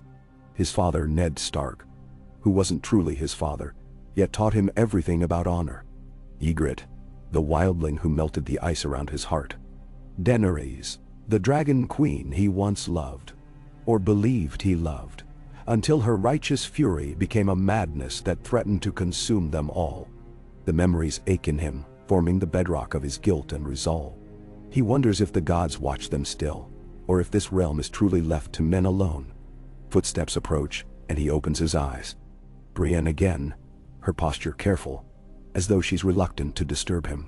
She stands at a respectful distance, moonlight glinting off her half-polished armor. "Your Grace," she says quietly. He rises, turning to face her. "Sir Brienne, is something amiss?" She shakes her head. "I only wanted to report. We have a few stragglers from the Vale and the Reach arriving tomorrow. Some wounded men from the skirmishes near the Rose Rat as well. I thought you'd want to know." He nods. "Thank you. And thank you for staying by my side. It helps." She offers a faint smile, something warm glimmering in her eyes. "You've done what needed doing, no matter how hard the choice. I won't pretend to understand everything that has happened, but I believe your intentions are just." Nebnopur. Jon gazes at the still water, moonlight rippling along its surface. "I hope I can keep it that way.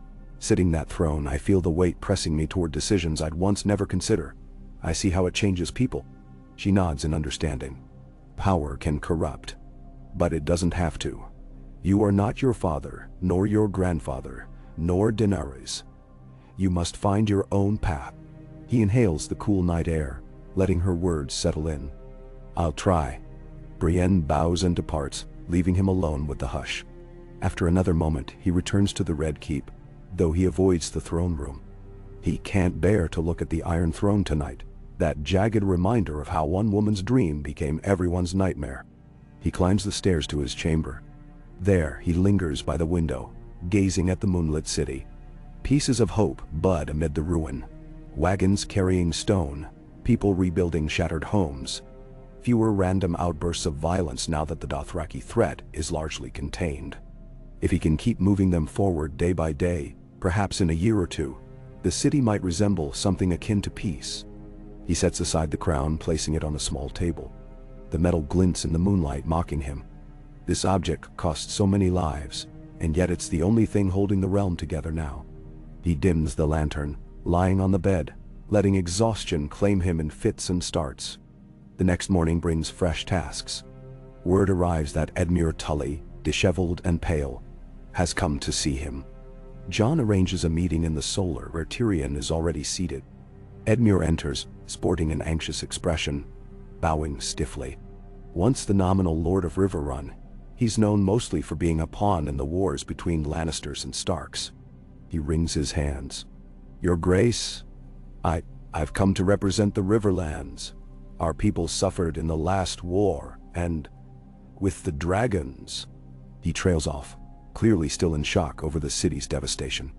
We need help to rebuild farmland destroyed by wildfire and forced marches. We also need protection from bandits. Many roam the Trident. Jon gestures for him to sit. I understand. The realm is wounded. We will do what we can. Resources are stretched, but the Riverlands feed much of Westeros. It's in everyone's interest to restore it. None. Edmure nods, relief warring with a lingering timidity. Thank you. I also bring word from some of the lesser lords. They question your claim, not out of disrespect, but they fear another conflict if the North declares independence.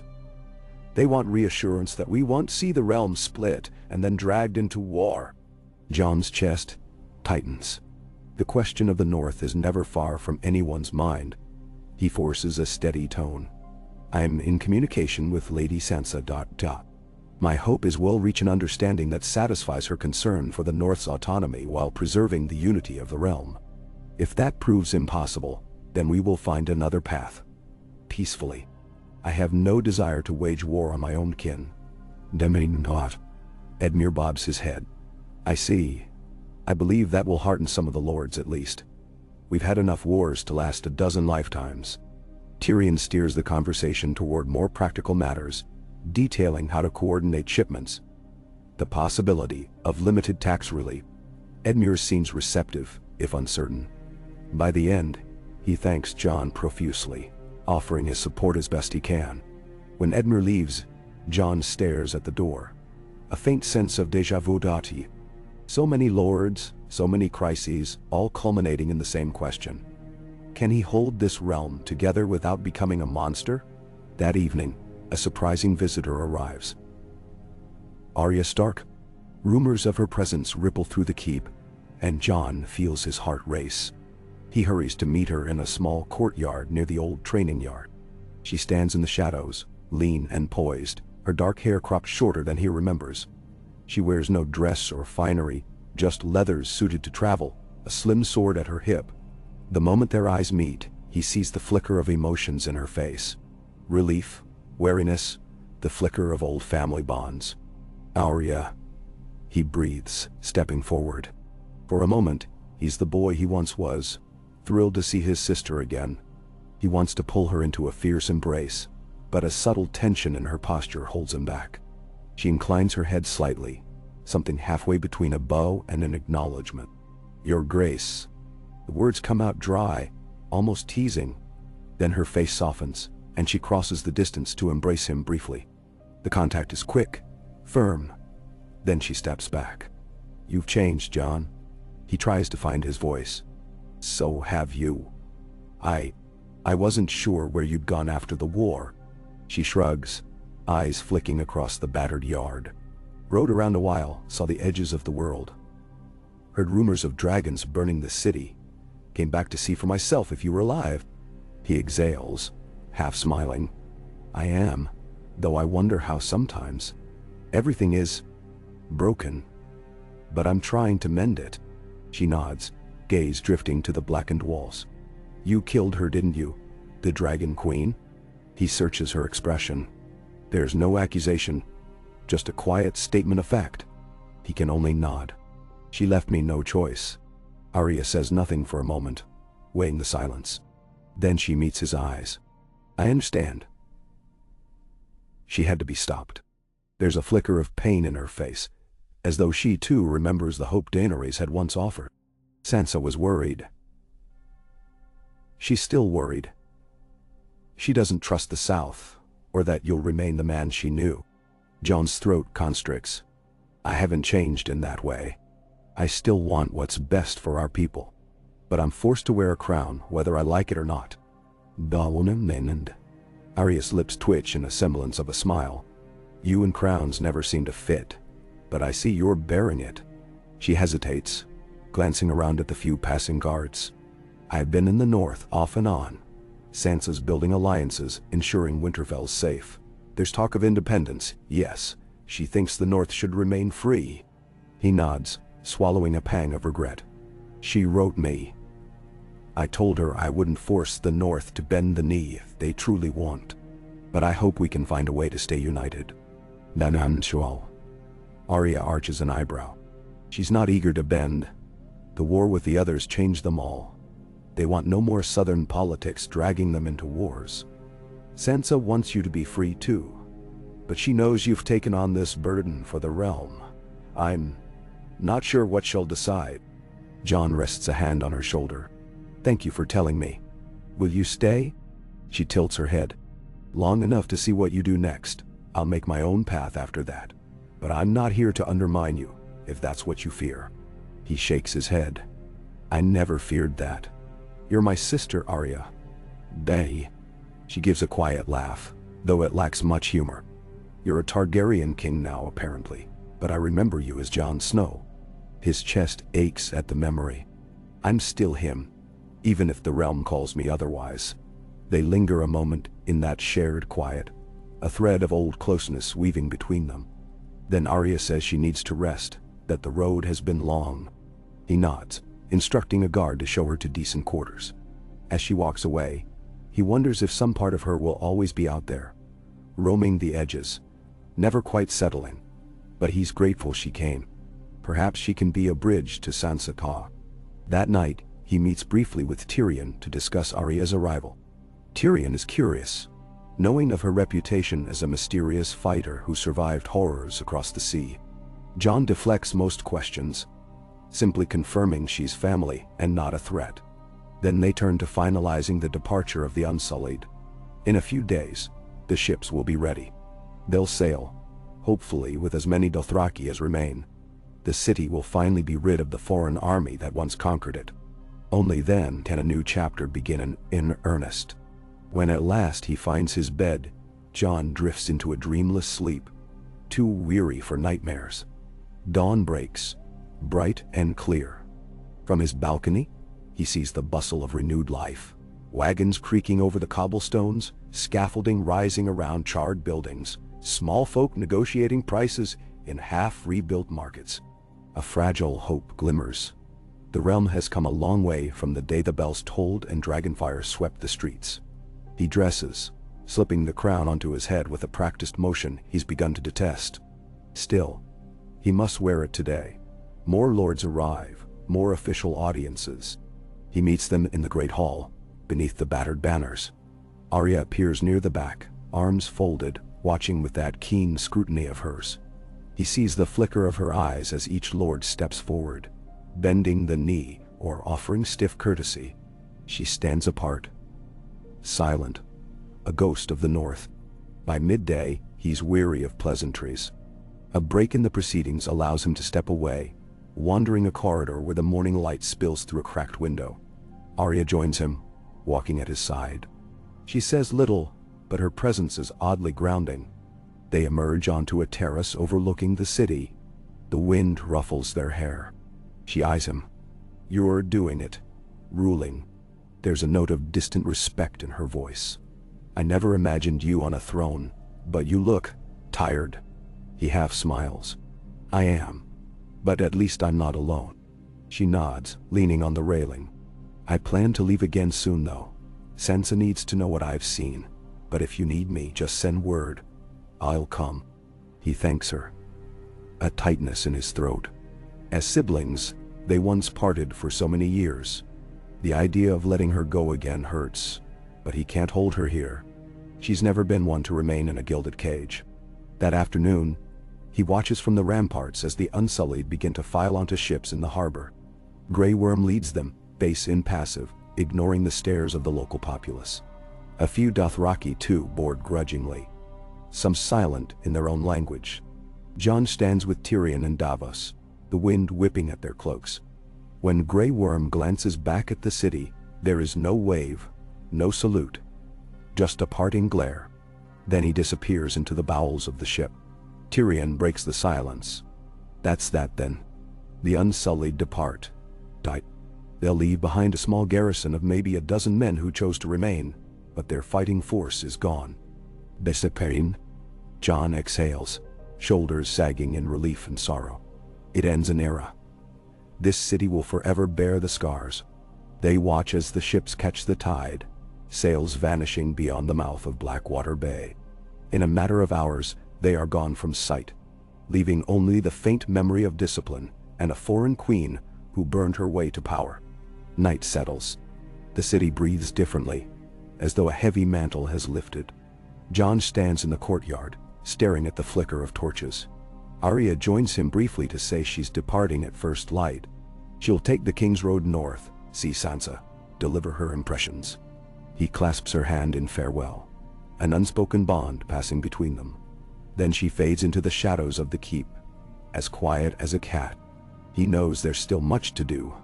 Rebuilding trust, forging alliances, deciding whether he can truly unite the Seven Kingdoms or let the North remain free. But at least for tonight, the city is his alone. He crosses to the throne room, wanting a moment to confront that twisted seat of melted swords. In the torchlight, the Iron Throne's edges glint like fangs. Jon approaches it, crown in hand, placing the band of metal onto one of its jagged arms. This chair, he thinks, is the ultimate symbol of conquest and carnage. A seat so many died for, including Daenerys.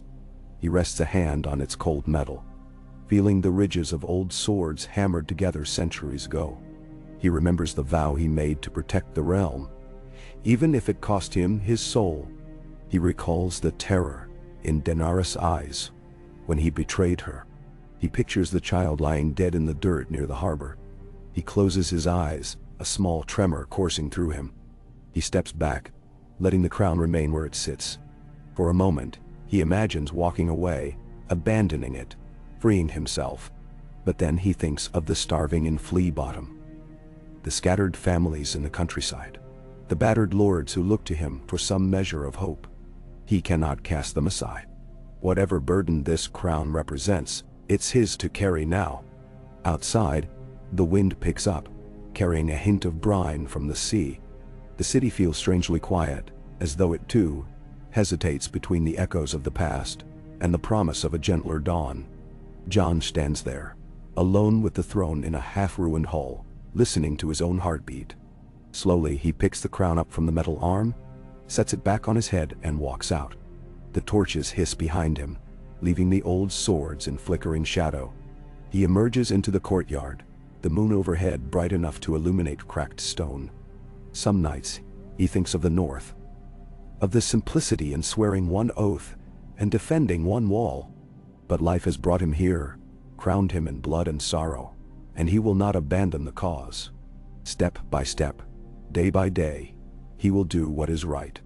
That is what Ned Stark taught him, and though he is a Targaryen by blood, in his heart he is still a man of the North, shaped by honor and tempered by loss. He takes a final breath of the night air, then heads inside to find what rest he can. Tomorrow awaits with new challenges, new entreaties, new possibilities. And in distant corners of the realm, lords and ladies will watch, waiting to see if he becomes a tyrant like so many before him. But for now, this single moment is his, carrying both the memory of Daenerys' last breath and the faint glimmer of a better future. He closes his eyes, letting the hush of the red keep enfold him. And in that calm, he dares to hope the realm might yet find peace.